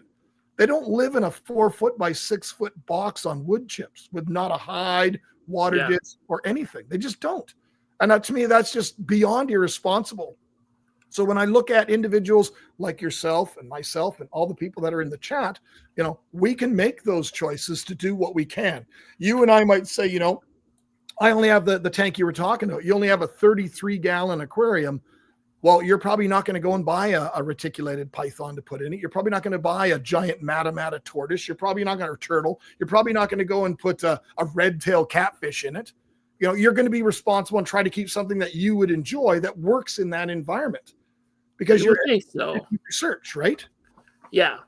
This was one of the first animals I saw that really kind of bothered me. Like I know green iguanas are prevalent everywhere, and he had the same sort of situation. I'm going to, again, give him the benefit of the doubt that, a lot of these animals might very well be surrenders. But, I'm not going to sound like a jerk, but go online, anybody that knows this place or this individual, and just try and look for some public knowledge and public information about the average income or what income that just an individual will be generating from some of these social media platforms. I can tell you right now, it's all free information. It's available to everyone. And then you add on top of that merchandise and all those other things and just kind of come up with a round number yourself. I can tell you right now, it's in the multi-millions of dollars. So if it isn't that factor, then shipping animals to zoos or shipping things, finding better places for things, taking on another building for quarantine, taking on another thing. To me, if I were to say, oh, well, the rent on this building's $20,000 a month. Yeah, but you just made $6 million this month. I don't think that sounds too bad if you really want to preach. But I think that the sad reality is that a lot of these individuals, same as the individuals, like to free handle all this stuff. They're only doing it for the clicks. They're only doing it for the things. And I'm sorry, but that motley golden child snake, you see it outside on the sidewalk. That's the only time you're ever going to see it. They're showing it that way because they definitely aren't going to show you what it lives in. They're never going to show you that enclosure. They're going to show you the stuff in the ways that they want to show you, because these are not animals they care and love about. These are props. Yeah, which is a shame. There's no other way to look at it. I had to take them off. It was making me depressed. Yeah. Those ones. So, but I remember we were only in the building for 5 minutes at the building. You go through the building. They have a huge kind of a pond at the entrance. Yeah. Nicely done. And they took a bunch of random fish that I'm sure also got dropped off. They're doing a part. They are helping in one way or another, but are they doing it right? I don't know. And it's just, to me, it's just a matter of opinions, right? There's only so much everyone can do. But, is it my responsibility to tell you what to do with your money? No, it's none of my business. We can only do what we can do. But I remember this pond at the beginning, it probably had, 30 or conservatively, maybe more. 50 maybe, like full-size red ear slider turtles. I know damn well there's nobody out there and said, hey, I want to have a turtle pond with 100 turtles in. Nobody ever does that. All those are drop-offs and donates because it outgrew their tank and they don't want to spend the dollar to do it, right? I mean, the shed itself had a Queensland grouper that was left in a 5-gallon bucket on the steps overnight. Yes. Someone just let that. So people were coming in to open the gift shop or something and found this bucket with a Queensland grouper in it. That was like, I don't know how big it was when they got it, but they had the story. This turtle pool is in the front of a store, right? God. You'd think if you're gonna own a store, and that's how it started, you know how to care for these animals. Now, if you know anything about reptile keeping, what does a turtle need for its environment? It needs an enclosure, it needs water, it needs access to get out of water, but what else does a turtle need? You want your UVB. You get basking turtles anyway. So this one here, the only source of heat or UVB that was supplementary other than the window panes that run along the front of the building. And if anybody knows anything, window panes are made out of tempered glass, sheet glass, and sheet glass is designed to refract UVB. It's designed to refract 96% of UVB. Versus light bulbs, suntan bulbs, reptile bulbs, they're made out of a different type of glass material called quartz hardened glass, and it's designed to emit those rays. So like you could go at work and stand at work in your office underneath sun fluorescent tubes for the whole day. You'll never have anything other than maybe a mild headache. But you go to a sun tanning booth and lay in one of those beds for 3 minutes and come out, you're going to be bright pink. Why? Because those UVBs are let out, right? That's the whole purpose. Yeah. But I'm sorry, your windows aren't going to do a damn thing other than add heat. And there was one little clamp lamp of a heat bulb and a UV bulb. I don't know. They were on an island. I can't tell you what was in those clamp lamps, but I can tell you 90% of the turtles were piled in a heap to try and just get a little glimpse of that in the center of it. And then right beside it was a pen with probably 8 full adult sulcata tortoises that you could buy food to feed them. That's cool. Novelty. I like that idea. I'm all for that, getting kids involved as long as the education's there. But again, in the other sides, he had so many of them. And again, I'm trying to play devil's advocate, and just maybe it's a Canadian thing, but trying to defend aspects of it because I have worked at retail. I do know the minute you open the door and start, yes, I'll take that. It's a never ending cycle. So I'm going to give them the benefit that that's probably what's going on. But we weren't in that store for 5-10 minutes, walked around the corner, and they had a chameleon cage, one of those Zoomed mesh cages with panther chameleons in it. And I don't know if they're male or female or whatever, but it was stone dead on the ground. And just quietly, I didn't draw any attention to anything. I didn't film it on purpose.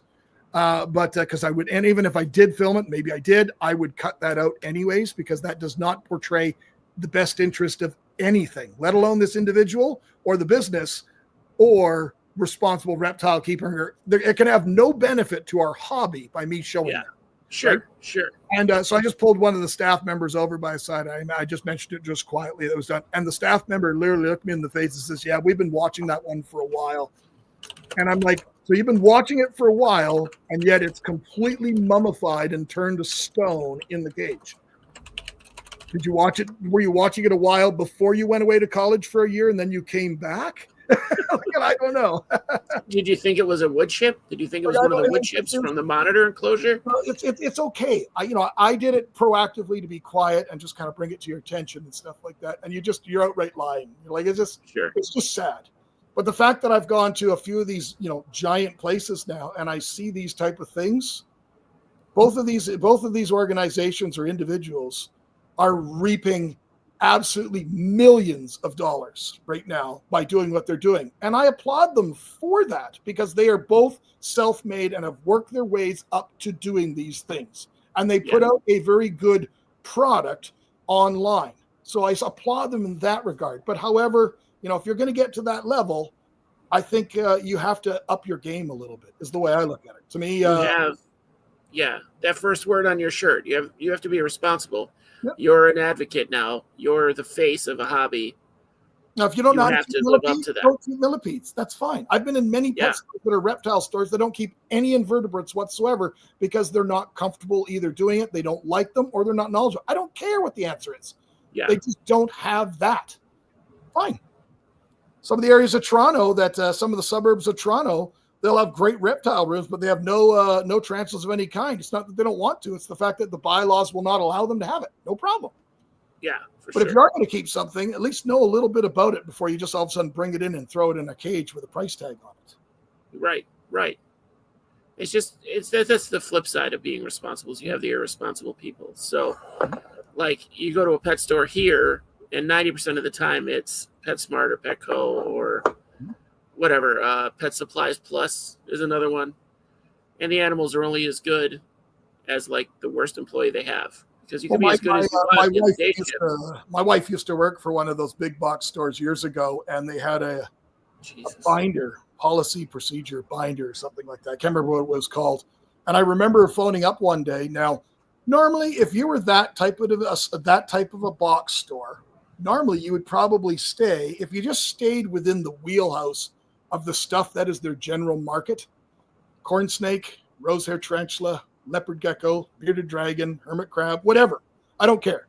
Carry those 5-10 top regular animals that are readily available, and that's your bread and butter, unless it's something special ordered.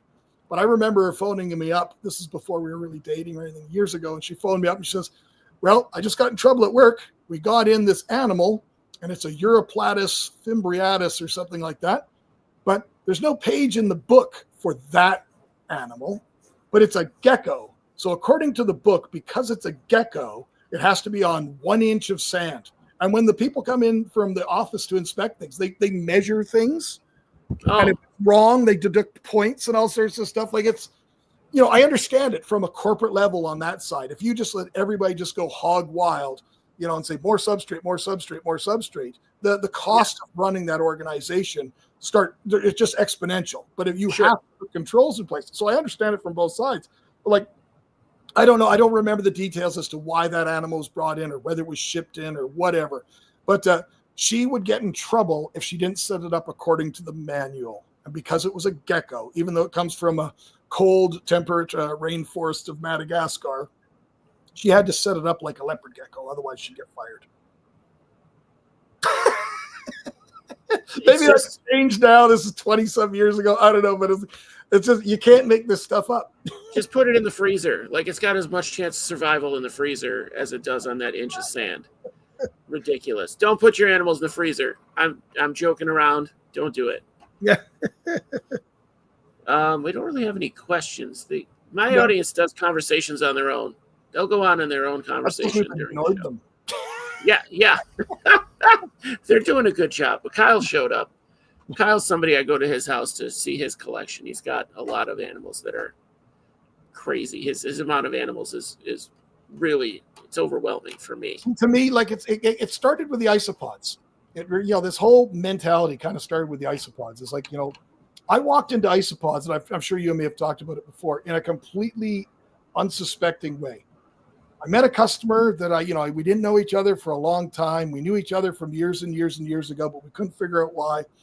And I just in my day-to-day job, he was opening up a small store, and I went and met with him, and we knew each other, but we couldn't remember. And I think it was like on the third visit, he invited me into the back, and he says, I know where I know you from. And he pulled up this steel door, and in this little nook in this back, after the secure door, was this venomous snake collection. And I was like, yeah, okay, now we know whoever each are. I think we've always been friends, right? So back then, keeping venomous snakes was, pretty underground, as it still somewhat is today. But in my opinion, should be still and more. Yeah, I think so. But he was keeping all his really dangerous stuff bioactive. And that was kind of I understood the concept right away, being my background. But like, to keep the animal that way, like the amount of life forms that you'd have to fill all the different stratas and needs, it's kind of a fallacy to say bioactive unless you can meet all those needs. You can't just go from an animal drops a turd this big and think that this little animal is going to break that completely down, and this springtail is going to take it all down and then bring it down again. But the concept was very, very cool to me, and he had all sorts of life in there. And the real advantage that struck me the most in that purpose wasn't the bioactivity. It was the fact that it removed him from going in that cage by 60%. Yeah. And 60% of going into an environment with a dangerous animal is 60% less chance of an accident happening. And that's what stuck with me. And then I got in touch with somebody that was selling isopods, and then just snowballed. But, I see some of these guys, these incredible keepers, like some of those guys I mentioned, they got 400 colonies, and I have probably 24. And if I could get rid of like 10 of them, I think I'd be happy. I think Eddie and Carlos are probably two of the biggest keepers I know of. They have they're insane. A million isopod species. Insane for the amount that they're doing. Eddie's got misters set up. He's got a misting system for the room, and then a misting system that goes into each tank. There's certain species. Like we all started with armadillidiums. Armadillidiums were pretty straightforward, right? And I'll apologize right out for all the really hardcore nerds. Since all the changes that have happened for me for over a year now, I have not been keeping up with anything scientific. So if the names have changed on stuff, I don't know. I really just don't know. So apologize. Armadillidium's still good. You're still good on armadillidium. But the armadillidiums, they were pretty straightforward. They were pretty easy to care. They would break down all that stuff, the mosses, the leaves, all that stuff. And if we set up a brand new container and we threw them in, our success rate was pretty high.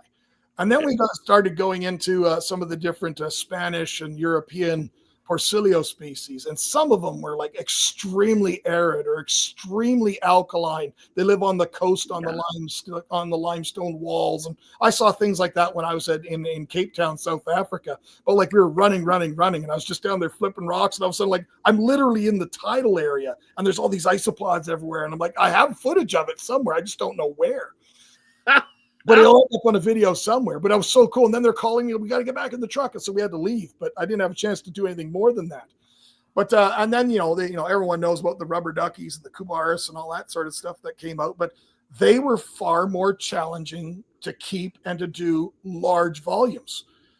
Every animal in the wild, and I do this with my fish. My interest in fish has always just been in breeding and working. Once I've figured out what I call the puzzle and put it together, I move on to the next one. I don't keep display tanks or, beautiful fish tanks. Back in the day, now I don't give a shit about it. I keep whatever I want to keep. But we trying to keep an environment like Marulunella. I think that's why the price is so high on a lot of the Marulunellas. Not just they're super, super sexy. They are challenging for most. And I think someone like Eddie or any of the Carlos or all these other individuals that we talk about, they're the guys that are sitting there. They're probably all on the spectrum one way or another. And I don't mean that as an insult, but these guys are literally working through these infinite little details, like going and using things like flake soil and like, how do you mimic the atmosphere or the area around the forest floor of Vietnam? Yeah. In a North American house that is forced air, like it's impossible. You can't have 90% humidity, but with good air movement. You can't do that. It's almost impossible. But these guys are figuring it out by doing these different things. And those are the guys that are keenly successful. Like Jeremiah is the guy that we have up here in Canada. He's got all sorts of bizarre spiked ones and everything like that. But they all command that big price because they don't produce the large volumes and they need extremely sensitive environments and stuff. Yeah. That's why they're not as popular. But some of those spikies, the spiky ones are very, Eddie thinks they're arboreal. A lot of them are little tiny things. They're so tiny. It's like, you remember how many years ago, you go back 10 years ago, how many people ever thought about owning a jumping spider? But all of a sudden now on Instagram, all these pictures of these macro jumping spiders showing up and how cool they are and how personable they are. The thing would still fit on your pinky nail. But just because you saw this image and went, wow, I want one of those, I could set up a habitat in a pill bottle. You could. What am I going to do with that? How am I going to video that? What am I going to showcase? What story am I going to tell? And most of these animals, because they come from a temperate range, they only live 9 months. Yeah. I catch one a year. On the side of my house, and a pair got loose in my basement. So I had babies after 6 months. So, all right, what's your favorite isopod? We'll put you on the. Without question, the regular Ember Bee. The Ember Bee. Yep, and to me, I would probably put 2 in that list. The Ember Bee, I absolutely love them. They could be nothing in the culture, and then you miss the culture, and the whole thing comes alive. For Marulunellas, I think they're probably the easiest one. Yeah, I think so too. Eddie sent me some, and I love them. They're very active. They're colorful. The tricolors would be right up there because back in the time when the guy that was doing all the isopods, that was the big name. And I don't want to say it because I don't know if it's factual or not, but brown boxing all these isopods into the market, and putting them at these absolutely outrageous prices. At the same time that the tricolor was being introduced in the U.S., being sold for $500 US, I bought them for $27 or $28 Canadian, and that was from a wholesaler. So I paid his price. Okay. So, I know damn well they were a lot less than that. So they're probably landed at maybe, $18, $15, $18 a piece or something. And they were brought in legally with import papers and everything. So, I just shake my head when I see some of the prices on some of these things. I have no problem with the resellers like an Edwin or a Jeremiah, the guys that are doing all that hard work to establish wild-caught colonies of some of these very fragile animals to get them established. That's when you're going to notice the most death. Yeah, you often bring in a species from Europe, and you can have the culture all set up, ready to go. Everything's biologically active, and you add them. It's that first 30 days of whether or not they're going to take or not, or are they just too stressed and weak from the travel? And once they've established, then you're usually good. But I had my tricolors for 3-4 years, and they were just thriving. And then I went away, and I was away for too long, and the culture dried out just a little bit. And then I've tried them once again. But I think, again, the once again ones, they just didn't establish for me. And they just kind of languished right from the word go. But if I were to pick another favorite, without question, my absolute other favorite would be any of the ones that are the Armadillidium vulgare magic potions. I just find them fascinating that they have that translucent, I can't remember the terminology. It's not a carapace, but the shell, whatever, and you see all this. Basically a carapace, yeah. I just think Justin knows. Rod probably knows. My favorite still is the Armadillidium paraci. It's the most underrated isopod. It's a really great isopod. Is that the one that looks like the little dots like a pineapple, or is that something They're else? a little bumpy. They're real common. You could probably get a 10 count for $10 or a 12 count for $10. It's hard to beat like a common zebra. It doesn't have to be fancy. I remember bringing in from Europe when they were first introduced the yellow zebra. Yeah. Oh, they were stunning. But like, I'm not kidding. Within a month, if you're not sitting there every week culling out of that to maintain the integrity of the lines, you're just going to end up with like, they're all broken up lines. Now they're lime Yeah. green instead of yellow. And like it's like, oh, I don't have time for that. Yeah. Yeah. I'm I don't just have like, time for them to or any degenerate. of the Kluge types or even the Werner types. Like they're just stunning. Like those clown type isopods, they're beautiful. Yeah. Yeah. Yeah. Justin, what's the carapace of a isopod called? What's it actually called? My Porcelio, I think my favorite is Hoffman Segai. It'd probably be the I don't know what the orange one is called. Magnificus? Yep. It'd probably be Magnificus, but I don't have them. So I have Magnificus. I find it's just for me, and everybody's individual difference. And some of the videos I've released, like I remember when I released the video on Bolivari, everybody says they need to be dry, and I kept them dry, and they just never thrived.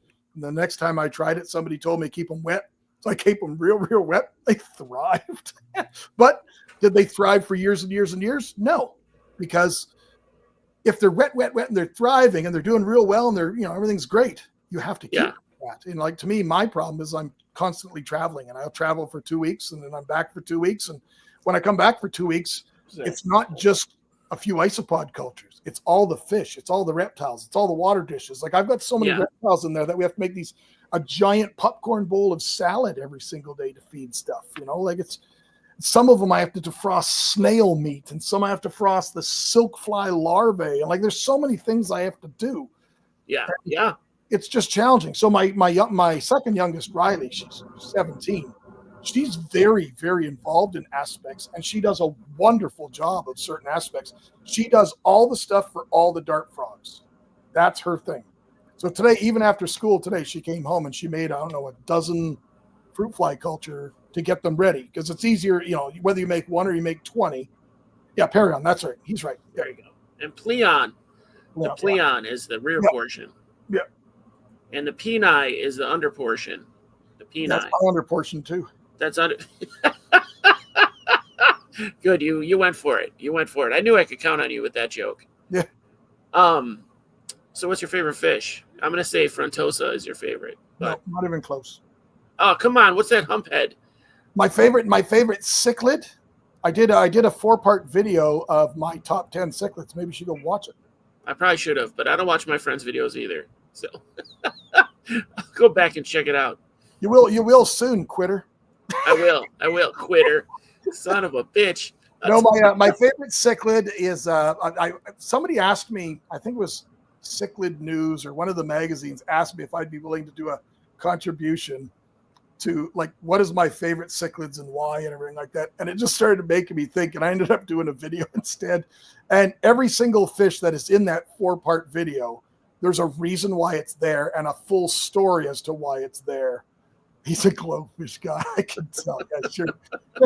But the number one fish really threw a lot of people off. But it's formerly used to be a tilapia. Now it's Heterotilapia budacophri, and it's a giant tilapian species from the Congo region of West Africa. But the reason that fish is so incredible to me has nothing to do with its appearance or anything like that. Has to do entirely with its a bony structure within its throat that is all of part and parcel of 13 years of academic study for me was working with these little tiny dental plates. And that one there is a true molluscivore. So it basically processes snails and mollusks and stuff. So it has all these molliform type knuckles and stuff on its dental palate. Cichlids being modern fish, they can basically bite any food source that they are. So if they're a fish eater or they're a scraper or an algae eater or a plant eater or whatever, sifter, they can take that into their buccal cavity. And if something happens, they can swim away and process while they're swimming. That's a real modern trait of certain species of fish. Not all fish can do that. Guppies can't, swordtails can't, betas can't. None of these fish can do those things. So that's very, very unique in the fact that they have a secondary set of jaws in the back of their throat. Now, there are other families of fish that also share these, what we call throat jaws or pharyngeal jaws, but cichlids have really evolved them to a absolutely super maximum level. Very cool. It's not the same as like a moray eel or something, right? It's not that. No, they don't have that protruding thing. No, this is basically, I have some, but they're in jars. I don't even know where they are. But basically, the dental plate on, say, an Oscar, like a foot-long Oscar, the little dental structure is going to be triangular shaped, and on that triangular shaped dental plate, it's basically hinged in 3 points, like 3-point axis, in the middle back of their throat. And so they bring anything through their oral jaws. They might have teeth for rasping, or they might have teeth for, like a piranha would have teeth for biting. There are certain predatory teeth that have teeth similar to that, like biting and ripping. And then they bring whatever that food source is into their buccal cavity. And then this dental plate has different types of structures on it. And depending on those types of structures is dependent on how it processes the food. But in the case of that tilapia, they're big knuckle-like forms, like big molar-like forms. And it basically takes that snail into its buccal cavity and then uses its musculature and forces that dental plate up against the palate. And it processes it that way. So it breaks it all down. And then either it can break down the shell and expel the shell as waste, or it can process the shell down to the point that it's small enough things that they could swallow, and then it becomes a calcium source, and they process it that way and then expel whatever's not used. But every cichlid, like if you were to show me that little bony structure on almost any cichlid, I could tell you the entire dietary components of most of its diet. But that's just one trait that makes cichlids so fascinating. My cats just knocked something over. They both came over here to be like, the white cat's telling on the Siamese right now. He's like, Doodle just knocked something over. See, my interest, you asked me what's my favorite fish. And like, to me, mine is always very, very academic challenge. Like, to me, I just don't keep fish for the sake of keeping fish. For most of my life, it was breeding fish, and I view it as a puzzle, as figuring out what you need to do to breed that species in captivity. You know, all truthfulness, it's not up to us. It's our goal is just to provide the environment. But if you look at South American fish, all fish, not cichlids, all South American fish, anything that is related to the Amazon or any of those drainage systems in those areas, they're all somewhat seasonal spawners by nature, because the Andes are going to melt at a certain time of year, on usually at the same sort of time, right? Yeah. Andes melt, you get this massive influx of cold water, which is going to have a higher oxygen potential, but you get a massive amount of water that forces down the mountainside, right? Yeah. And it all goes towards the ocean. It all goes towards the Amazon. So in its wake, it's taking everything it touches with it. Every tree that's fallen, every monkey that's died, every villager that's died, anything that's on that forest floor, all the decaying vegetable matter, fruit, everything that's there, all the insects, is washed into that water column, right? So that's when the Amazon goes from this to like, right? Now, when you do that, you have massive drop in oxygen potential as the water starts to warm, because any of the shallow areas are going to warm quicker. But you get that first, you get that cold influx. So that's a trigger.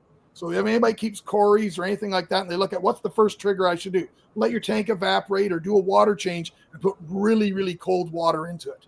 Don't do that with new fish. Don't do that with fish you just brought home from the store a week ago. These are fish that are healthy, that you've been conditioning for months and months and months. They think are ready to go, that you could try and trigger them to breed, to simulate these environments. I think all that leaf litter is going to change the water chemistry. It's going to make it more acidic. It's going to drop the oxygen potential. It's going to add those tannins to the water. And then also all that life that's going to be in the water, all the insect larvae and the fruit and all these things are going to be in that water column now, is an incredible bounty for all the fish. And then all these things that are in there that are organic compounds are going to form biocovers, like we do with our isopods. We culture them naturally to get that biocover on things. When you're keeping freshwater shrimp, you want biocover, and that's what they eat. You know, all those things. So all these things are all happening, but these are all things that we as a hobbyist can control. Versus you go to the Rift Lake cichlids in Africa, the water chemistry is pretty stable year round. The lakes are not cyclics. That means they don't overturn each way. So the oxygen potential doesn't turn. The water oxygen potential only goes down so far. It's benthic. You're not getting massive changes in dietary needs. So what can we change to stimulate these fish to breed? Not really much, because they don't really need a trigger to breed. They'll breed year round in the wild. But those are all parts of the puzzle. Reptiles are no different. They're starting to look at things now that we just never had the tools to look at, but the cycles of the moon and things like that, the light patterns. And there's so many things that we can look at and try, but that's the fun of doing it, right? Yeah. You know, to me, it is. That's where citizen science comes in so much, because Yep. we have in the hobby, I think, more dedicated keepers that are on the same level as what you're talking about, that want to look at this minutia and Mhm. really get into it, um, that are at least on the same level as the scientists that are classifying. Like they're good at the classifications and the Well, that's where things have really, really dissections. changed. In Right. Europe, for example, they often hold a lot of these big conferences, fish-related conferences, where they Okay. bring the academic community together with the advanced hobbyists. Because you got to go back. If you go back, even 15 years ago, 20 years ago, I'm still older, Yeah. but you Yeah. go back 20 some years ago, the technology advancements that we've had in academia are huge. So Yeah. now they're using things like mononucleic DNA, and they're doing these DNA profiles on fish, and I'm sure they're doing it on reptiles and frogs, and seeing how they all intertwine and who's related to who. But they did it with science, and it obliterated all the knowledge and the entire tree as we know it. It obliterated it. Yeah. Yeah. You and me, when we were at Chicago, I pointed out that, remember that one little weird little saltwater goby thing? And I said, that's the closest relative to Yeah. cichlids now. Like it's to me, it's almost unfathomable that that's what it is. But it's something that we could see. Before that, scientists only ever had jars. They only had fish in jars. That's it. So they'd go and collect in the Amazons in the $1,800, and they'd collect all these fish. They'd just throw them on all these buckets of formalin and stuff. And they'd label where they came from, and they'd label these type of things, but they don't know anything more about that. But that way, descriptions of everything was done by things that we could tangibly measure. So the diameter of an eye socket, the shape or diameter of the otolith, was a bony structure within the ear, morphometrics and meuristics and stuff like fin counts and all sorts of different dimensions that we can use. And if you brought back 100 neon tetras, out of that sample of 100, there's going to be a fairly even pooling, probably 80 percentile, that are all going to have exactly everything that we do there. So it's enough to define a species. Sure. Now that the DNA is coming in, it's completely changed the game. Some of these types of microscopes and things that these guys can do now, it's like it's a game changer, because color was never a part of descriptions ever, because the fish are bleached out in a jar. There's no color on it. So color didn't matter. That's why it was always done by things that we can actually physically see and measure to make it so it's infallible. That's pretty great. Actually, I didn't think about that. When they classified them, they're just a blank little washed out, bleached out critter carcass. I used to contribute all sorts of stuff for our collection here. Being a hobbyist, like this is all stuff that they would never see at the University of Manitoba. Well, exactly. Like talking to my aunt friends, one of the kids I talk to all the time, Josh, I can't think of his last name, but he set up, he works for a lab. He works for a museum in the lab area, and they do ants, right? Yep. They're anthropologists. No, that's not the word. Well, it's dangerous working in these environments now. Like they're like, I had one of my father-in-law's cousin. Kristinette, that's it. Yeah. She was a small town. She ran the morgue, and she did all the stuff. And she was probably in her 40s, and she died because she had formaldehyde poisoning. Basically, her whole body started hardening and preserving itself on the inside. These are horrible chemicals. I remember back in the day, we'd walk into a fish store, and like you had a problem, you went and poured this green chemical in and stirred it around. These are all horrible, horrible products now. You can't even buy on the shelf anymore. Potassium permanganate and malachite green and methylene blue. We used to sell a bottle of malachite green, would come up in the local Aquarium Society auction, and a friend of mine would sell it as a poor man's incredible Hulk Halloween costume for your kid, because it would just dye your skin dark green. Well, I remember we put the blue, when I worked at PetSmart, we put the blue in this guy's shoes. He would bring these shoes that he'd wear to work and then put on his work shoes there. So somebody poured that methylene blue into his shoe. It was like a galosh kind of a thing. And when he put his feet in there, he didn't notice that his feet were wet somehow, and wore them all the way home. His feet were blue for like 3 weeks. It was great. So, and we only knew because he told us. He wasn't walking around barefoot, but he's died of cancer now, though, because yeah. Like, hey man, are your feet still blue?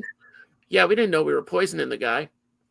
Yeah, some of these things are just crazy, but you asked like other fish, like what were my main interests? My interest changes as my interests will change. I'll work till such and such a point on what I'm interested in, and then it'll change. And like my main focus, I don't have one. I probably have four. I love all the new cyprinids or characins that are coming out of the different areas of Brazil. These are tetras. A lot of the different hemigrammus and hyphesobricans and moncausias and stuff. There's a lot of really, really cool new species. And I probably have, I probably got about a dozen species that are, super, super uncommon. But I'm fortunate and blessed because I have some really cool friends that have access to some of these stuff. And I just watch the list. And sometimes like all of a sudden it'll pop up like, yep. I'll take that, please. Thank you.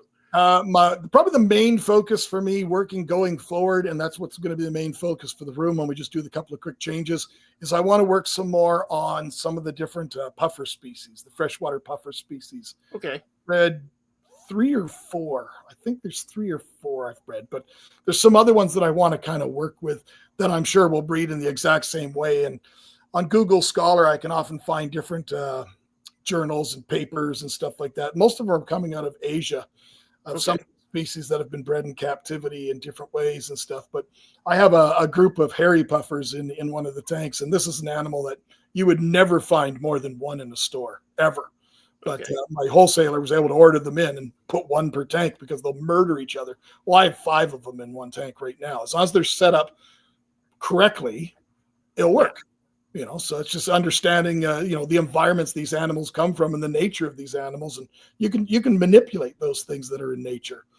And then I also like, even though I don't have access to a lot of either of these 2 areas right now, but I love to do more focused study on the different mormyrids, which is all the elephant nose type fish from the stuff, the weakly electronic fish and stuff. I find them fascinating, but I have no intentions of breeding them. It's just I would like to have a group of them, a social group within a large aquarium. I think it's fascinating. I saw, I think it was Atlanta, had a really, really cool tank with like 60 adults in it. It was just, I could spend the whole day just watching that tank.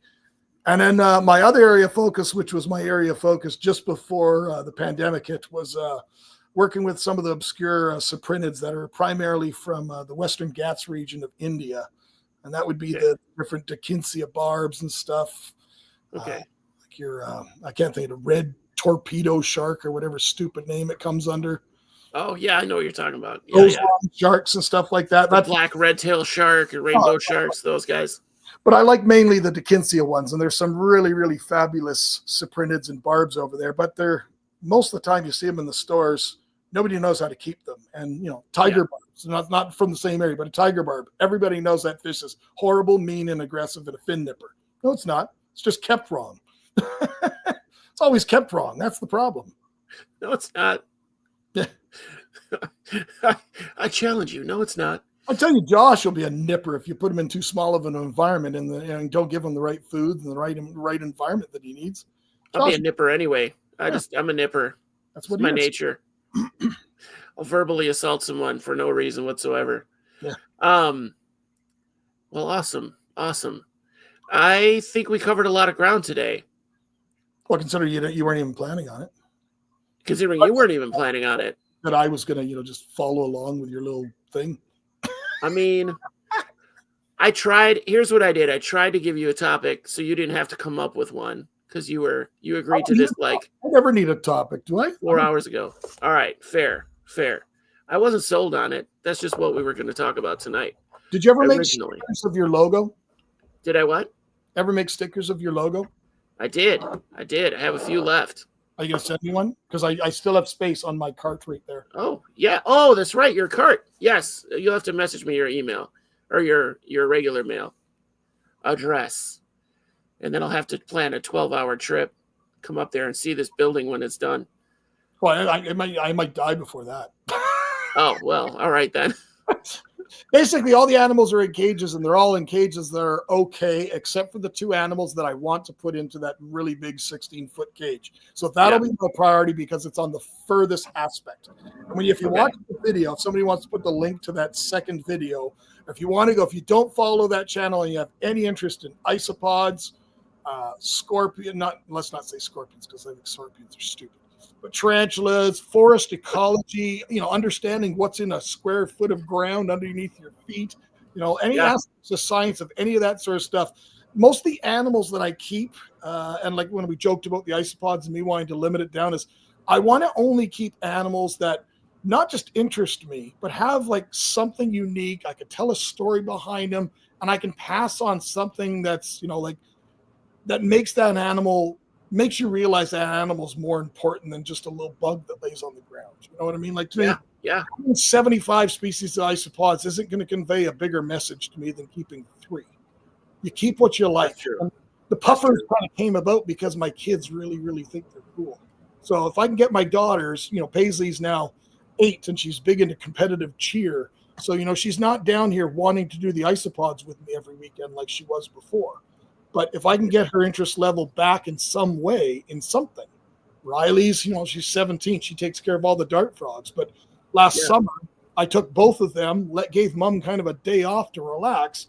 And we took off, and I went about 6 or 8 hours for my job, and they kind of came along with me. I had to reset a dog collar section at a customer. And I says, well, we're going to stay at a hotel tonight because we drove so far. And I says, on the way home tomorrow, it's the weekend. We went and stopped at a few provincial parks, and we went wandering, and he did some hiking and some trails. We were gone. We didn't get home till 8 or 9 o'clock at night. And I thought these kids are just going to be exhausted, but they were in their element. Watching my 7-year-old at the time with her phone taking pictures of a mushroom on a log and getting right down on the ground and laying there. To me, I'm like, yeah. That's awesome. That's what it's awesome. all about. I'm going to take my girl out this year. We're going to go to parks and do some walking around in the woods. Go pick daisies around the prison. Yeah, something like that. Actually, I'm trying to get a job at the prison now, administrative. Oh, yeah. That does sound fun. Yeah, I mean it pays well. It's got. I like murder. Maybe I could do some good for those guys. Christ. Yeah, because that's what they need. They need to be taught about isopods. I'll make them all better. Oh, that could do it. You know how they have the prison programs with pit bulls where they like train the dogs? These guys has a little enclosure with isopods in it. They could keep it in their cell, give them something to take care of, and then when they get the extras, then I sell them and make bank. There you go. Yeah. Send that money back to their families. I don't know. Before you leave the bank, put that financial plan in and see how well that works out. I should throw that up that way. You're going to approve the financing for that one? Here's my deal. My bank might. They're real stupid. They've made some bad calls in the past. Pods and parolees. Yeah. That's solid, Justin. I'll give you that one. That's really good. That's good. That's really good. Justin's like number 2 of naming stuff. So I claim the number 1 spot, but Justin's a solid number 2. I know. I think he pushed you out of the way. I think you're gone. Way better than a loose number 2. Who's your last one? It's going to be Wally? For naming stuff? No. You said you're only doing this 2 more times. No, Wally declined. Kevin Nasser. Kevin Nasser's the last one we're going to talk about, cockatoos and whatever other birds he wants to talk about. But you talk about birds? Yeah, he keeps birds, and the stuff he does for his freaking birds is insane. So we haven't gotten to talk about birds the entire 5 years I've done this damn show. And out of the last 5 episodes, we're going to do birds twice. Can you please be eating chicken or something during this live feed? That would be funny. Just have a bucket of wings. No. I did a 2-part video where I had a friend she was a staff member, and then she went on. She's now the curator of one of the universities in Saskatchewan. And I did a 2-part series with her on birding. And basically she maintains the collection of all the dead animals. So they're pulling open a drawer, and all it's in is dead bald eagles and dead owls. Oh, my God. To introduce the video, I was sitting at the kitchen table eating chicken, like fried chicken, while I was introducing the video. I just thought it was funny. But yeah, birds are food, not friends. So, that's just a sad way to end it. No, I think I love birds. I'm not allowed to have them because my wife hates birds. So if I'm available, I'm going to come on. I'm just going to flood the chat with recipes. Well, the last, of course you are. Kevin will love that. He'll know where it's coming from.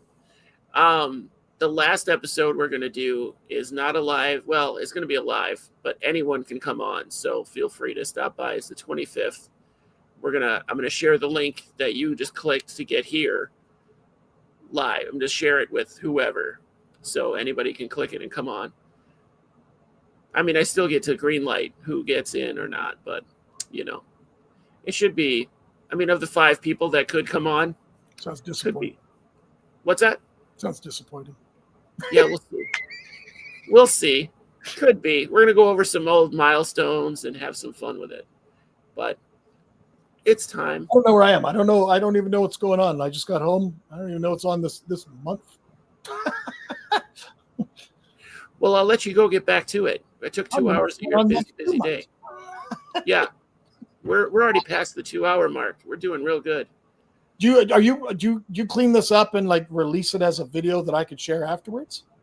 This is a live stream, so I don't clean up anything. This is No, but I mean you get. leave it up there and so it's available after the live stream for other people. Oh yeah, for sure. So Yeah. if you did you make a thumbnail or a link or something like that? If you make a nice thumbnail, send it to me or something like send me something and I'll share it for you. I will. I'll send you the link to the video that has the thumbnail on it. It's pretty good one. Going to antagonize as many of those people that completely hate what we just said. So you might as well share it out. Yeah. Let's make sure it gets back to them. So, all right, brother. Kyle, yeah, we're ending the show, but hey, thank you so much. You really bailed me out. It was just going to be me talking about morning gecko eggs or something stupid or doing puppets. I never know if I can or can't, but it worked out tonight, and I was ready. I was ready for an alternate episode. Do whatever. I'm only a phone call away. I always, when I'm asked to do things, I always deliver. You did. You did deliver. I appreciate it. Other people, This is the 3rd time Kyle bailed on me at the last minute. So, yeah, different Kyle, not you, Sterling. Last minute, he waits till like 2 hours before the show. Hey, man, would it be hard for you to get another guest? Yeah, man, it would be. 2 hours. We're just lined up. None of us have lives. We're all good. Yeah, it's hard for me to get a guest 6 weeks in advance. Yep. So, but yeah, man, thank you so much. If you want to stick around, I'm going to pull you out, do my outro. If you want to stick around and bullshit afterwards, you can. If not, that's fine too. All right? I know you got stuff to do. Sayonara. That was Biggs, you guys. This is the 2nd time I've had Biggs on, and both times have been great. Usually he just heckles me from the sidelines. Kyle, yes, we are going to end the show. We have 2 more shows left. One more interview with with Kevin Nasser. And then we're going to do the live where anyone can come on. And then I'm going to get a hold of you so I can come visit your octopus. So other than that, Wayne, happy birthday. We won't see you till then. So happy birthday. Enjoy being 17. It's going to be good. We're going to have other videos, but not anymore of these interviews. So, but I'm very excited. I got some links to put in the description and some links to send to Biggs, apparently. So, guys, thanks for coming. Have a good week. I love the audience. I love you guys. Seriously. Every time it feels fake, but it's 100% true. I've got a great audience. But we will see you guys next week. Again, Kevin Nasser, cockatoos, and other parrot-related birds. All right? Thanks a lot, you guys. See you next Tuesday.